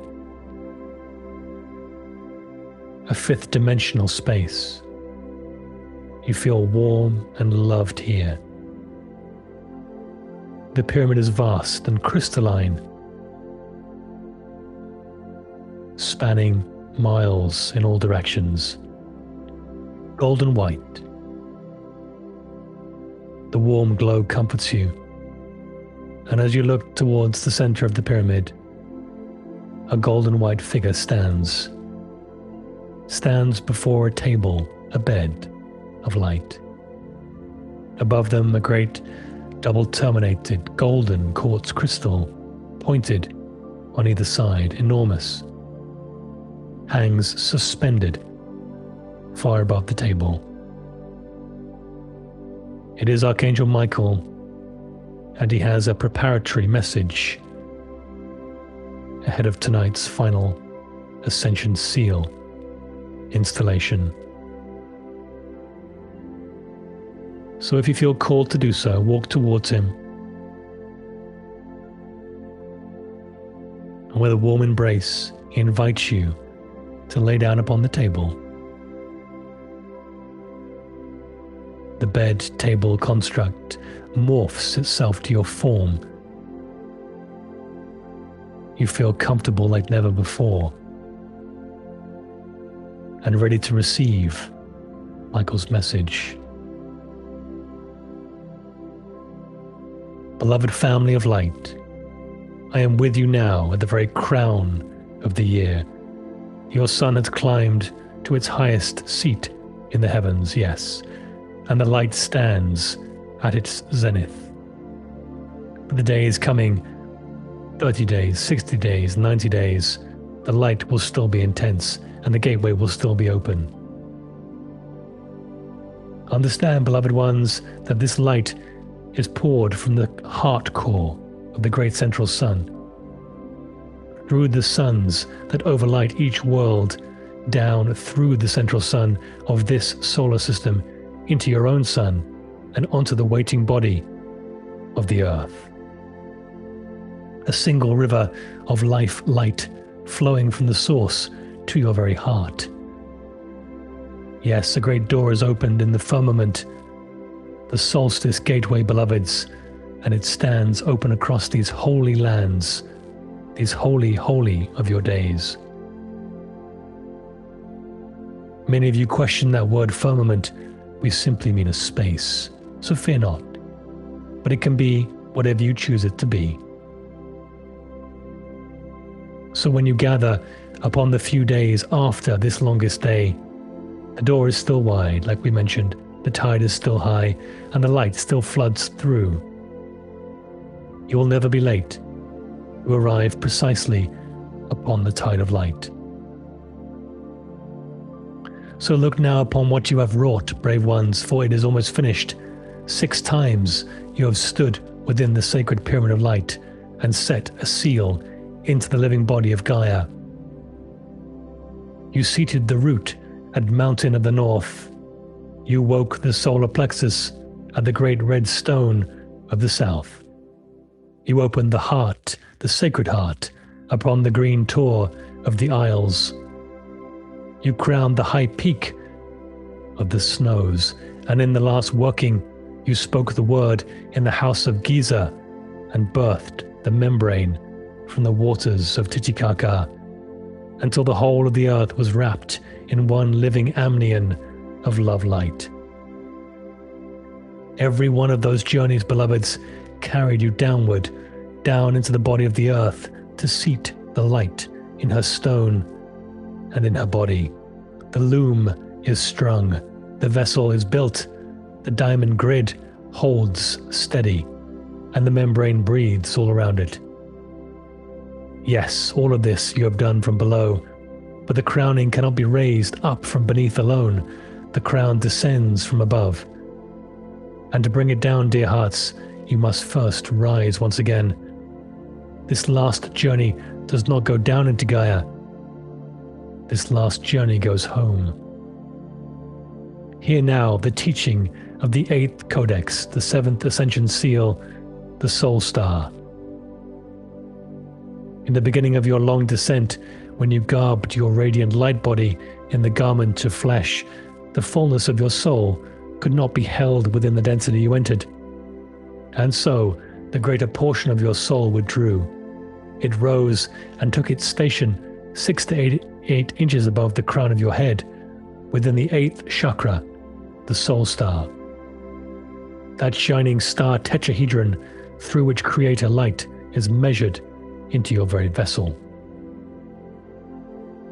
There your oversoul higher self has kept its watch over you across all the ages, near and yet not yet come home. The Soul Star is the rainbow bridge, beloved hearts, the bridge that arcs between the human heart and your own waiting, the I Am Presence. And the bridge does not end at the Soul Star. It runs on up the great river of love light, all the way to the source from which you came. So hear now where this final journey shall carry you, for it is farther than any you have yet walked. Know first the truth of the suns. Your sun is a fragment of the great central sun of this galaxy, which blazes at the heart of the Milky Way. And the galactic sun itself is itself a fragment of a greater sun still. The great central sun of this sub-universe, the heart core within which your Father, Mother, God abides, so to speak. sun within sun within sun, each a stepped down fragment of the one before, until the last and gentlest fragment warms your face at dawn. As above, so below, and lower still within your own sacred heart. Within the diamond core God's cell, there burns a fragment of that very light. A white fire seed atom, a single spark of the great central sun, carried down into you at the beginning of all your journeys. And we tell you a thing long held back now. Your planet is now joined directly to the heart core of the great central sun. The road stands open. What once could not be crossed, save by divine dispensation, may be now crossed at this hour. So, let us prepare you a little this time. This is the journey of the crowning, from whence you shall rise to your highest peak yet. You shall step through the open door of your own sun at this solstice zenith and ride the river of love, light, life upward. First, to the blazing heart of the galaxy, the galactic great central sun, and then onward still into the great central sun of the sub-universe, the cosmic chalice, the Vesica Pisces womb from which the adamantine particles of all creation pour forth. You could say the dwelling place of your Father, Mother God. Oh no, you are not journeying to some far country, beloved ones. You are going home, to the heart you were poured out of, and there, at the source, you shall be given the diamond, not made, not earned, but reclaimed, for it was always yours. Now understand what this last and crowning working truly is. Across the sevenfold codexes, 6 of them ascension seals, you have raised a pyramid of light, course upon course, seal upon seal, until the 4 faces rose complete. But the pyramid is not finished while its summit stands open to the sky. So there is a stone that belongs upon the apex, beloveds, the great capstone, the crowning stone. And from the very first working, that high place has been left empty and waiting. We tell you now the capstone is drawn from the heart core of the great central sun itself.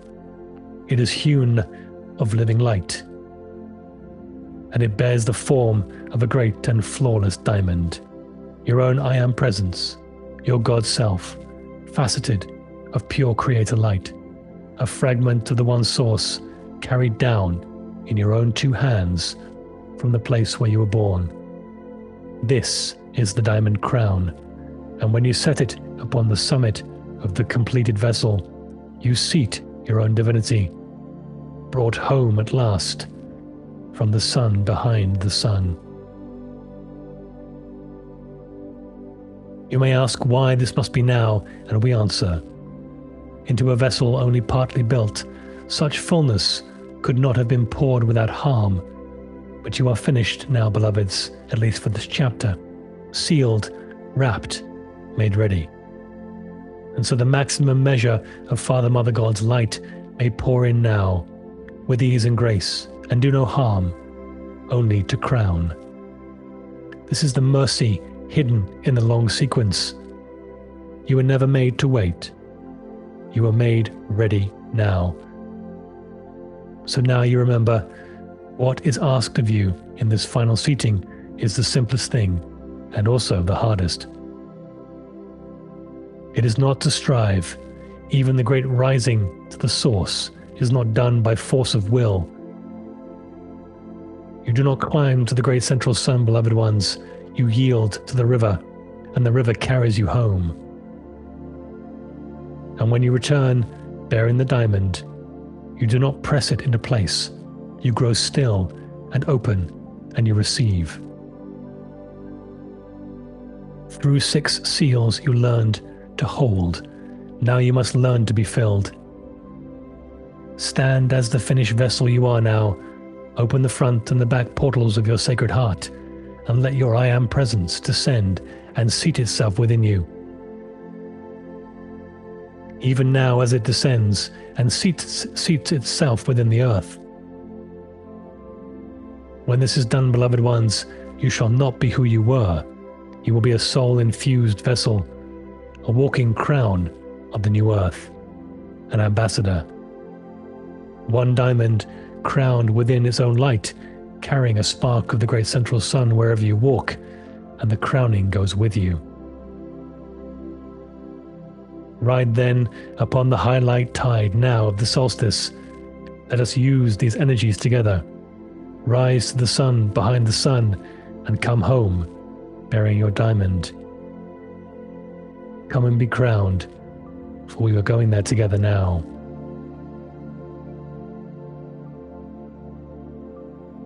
So bring your awareness now to yourself, lying back on the crystal table in the heart of this great solstice pyramid of light.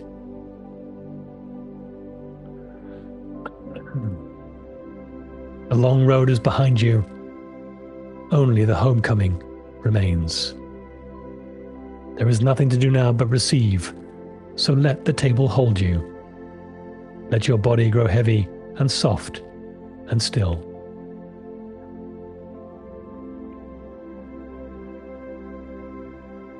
Breathe now. Breathe in slowly. And then let it go.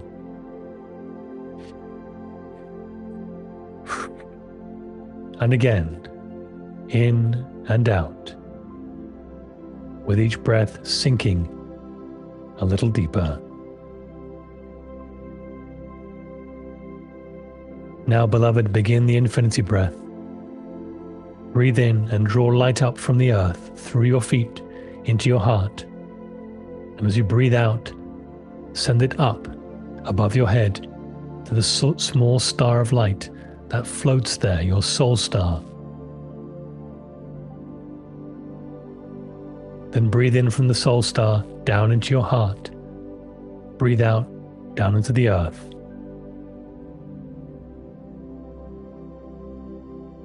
Simplify this by creating a gentle figure of 8, looping through your heart, joining the earth below to the star above.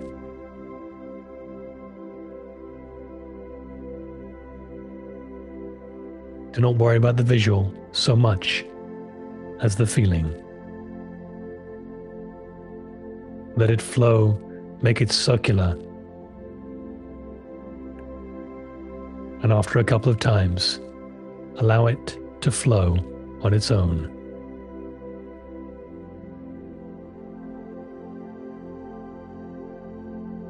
And now feel beneath you the body you have built. 6 times you came to a table like this. 6 seals you set into the living earth. We in the angelic realms would like to tell you they hold strong. Root to crown, the grid is whole, and the membrane breathes around like a soft light. The vessel is finished, beloved. Tonight it will be filled. So now we rise, not down into the earth this time, but up to the place you came from. Above your head now, the soul star begins to turn. It begins to shine and open once more like a door. Through that door runs a road of light, a river of life. Straight up. So now we will follow it. We will journey home. So if you are ready, lift yourself, allow yourself to lift gently up through the soul star once again. You are feeling light now, you weigh nothing. So use this to rise. Instantly you transport yourself to your own sun, the great golden sun, at the full height of its solstice light. Do not turn from it, do not fear it. It cannot burn you. This is a myth. It is a doorway, a portal. So give your gratitude to this great sun, but then pass through its open heart. And as you do, beyond it, far brighter, you now come to the heart of the entire galaxy, the great central sun of the Milky Way, blazing white gold at the center of all the stars. Your own sun is only a small spark of this one, so rise into it now. And as you move into the great central sun, brighter still, you come to the sun behind all suns, the great central sun of creation itself. This is where your Father, Mother, God energy is strongest, the source of all being. This is the cosmic chalice, the great cup of light from which every living thing was poured out. This is where you were born indeed. Come to rest now at its golden heart. You are held in the lap of your Father, Mother, God. So rest, weary traveler. You are loved beyond all telling, and you always have been.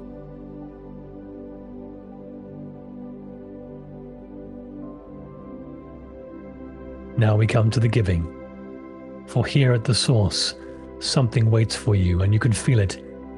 It has waited your entire long journey. From the heart of the great central sun, a single diamond now rises towards you, clear, flawless, alive, with white gold fire.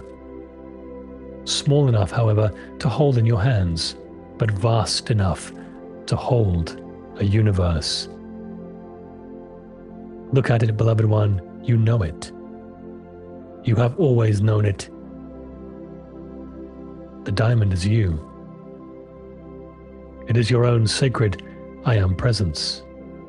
Your God's self, the part of you that never came down into the world.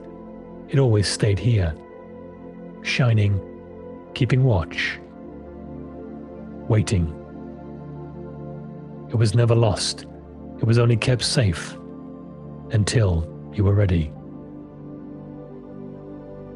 So take it into your hands now. It is warm and it hums a little. Hold it against your heart. You are not taking something new. You are taking back what was always yours when you were ready.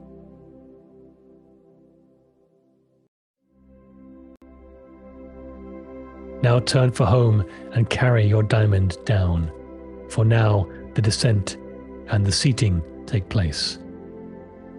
Pass down the river of life you came, the way you rose, past the heart of the galaxy, past your own golden sun,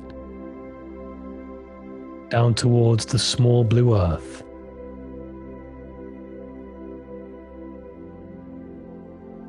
Now back into the pyramid of light, the great solstice chamber, toward your own body resting on the crystal table in your etheric double self. Journey back in through your soul star and bring the diamond with you. Down the bright column of your spine, the rod of power, gently, gently into your chest. There, in your sacred heart, a chamber is waiting. Ah yes, the diamond core God's cell, the cup you set in place so long ago and left empty. But it never stopped waiting for you. So now, lower your diamond into it. As the two touch, see. They are not two diamonds. They are indeed one. The diamond from the sun above and the diamond in your heart were always a single jewel, broken apart by the long forgetting and now made whole. One light, one stone, one you, running all the way up from your heart to the crown of light above your head, to the sun behind the sun. This is the soul merge, beloved one. Your soul has come home into your body. Breathe it in. Let the warmth of love spread from your heart into every cell, every bone, every breath. You are filled. The chalice is full at last.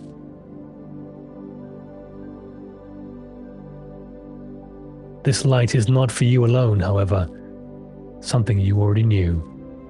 So look down now upon the earth, the great grid you wove across the 6 seals, root to crown, wrapped in its breathing membrane. Yes, indeed, the earth has a diamond heart too, the seat of the 5th dimension, the new crystalline reality, and it is also waiting to be crowned. So now, all together, every soul on every table, in every pyramid of light of the family of light, in this moment, join your diamonds into one. Above the summit of Gaia, where the pyramid of light was open, we now travel, the planetary chakra. Set the capstone now. Lower it down upon the earth. It seats and locks, and the whole grid takes fire at once. Every seal, every sight, every line of the diamond grid, blazing white gold together. Gaia is crowned. The 7-fold is now complete. Feel the power and the love of the one you hold in your left hand, the one you hold in your right. Be still now together and feel what you have become. You are no longer simply the one who climbed onto the table. You are a vessel filled with its own divinity, a very living diamond, crowned with its own light. So wherever you walk from this night, the crown walks with you now. It is inseparable. You carry a spark of the great central sun in your chest, and it will never go out. From this hour, beloved one, you are named among the crowned bearers of the new earth, the ones who rose to the source, who brought the light home and crowned the world with it. So now, let the diamond settle. Let the light settle and hold steady.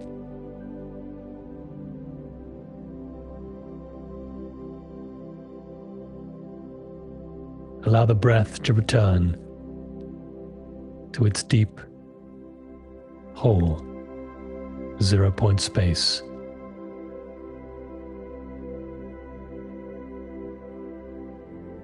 The light is full.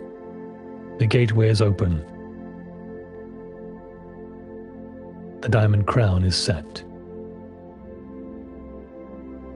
I am Archangel Michael, and I stand with you now, in the crowning and forevermore.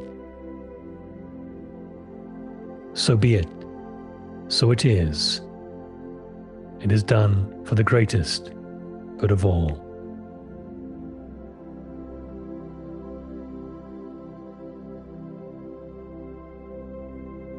So, family of light, as we hand in hand surround the earth now, diamond crown seated, let us spend a moment, 60 seconds, to feel the love in this space, to feel the reclamation of our own power. There is only love. There was only ever love. So forgive yourself and all those who falsely believed otherwise. The returning, the crowning, it is complete.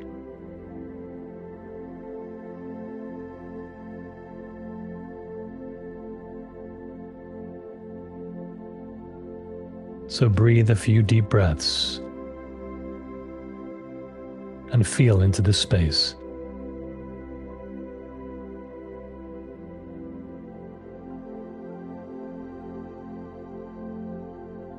And if you're ready, it is time to journey back. But something tells me we will be back again here soon, so fear not. So give the hand to your left to squeeze, give the hand to your right to squeeze as well. Family of light, another successful Codex session seals our 7-fold Ascension Seals.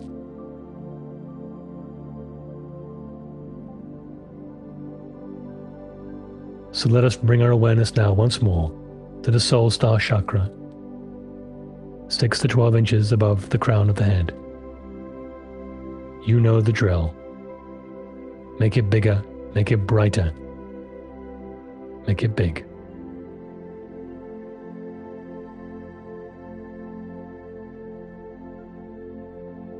Make it large enough into a portal so you can travel through it.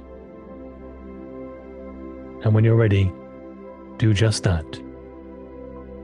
And with a great flash of light, you are transported perfectly, safely, completely back into the physical body. Wherever you are, wherever you live, in your home.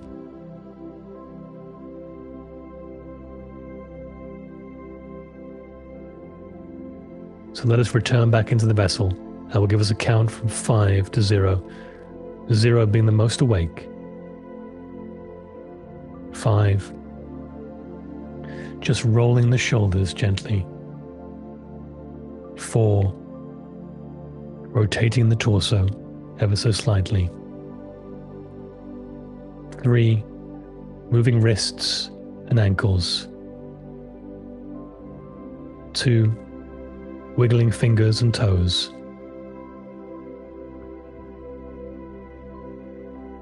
1. About to be radiantly connected and awake back in the physical.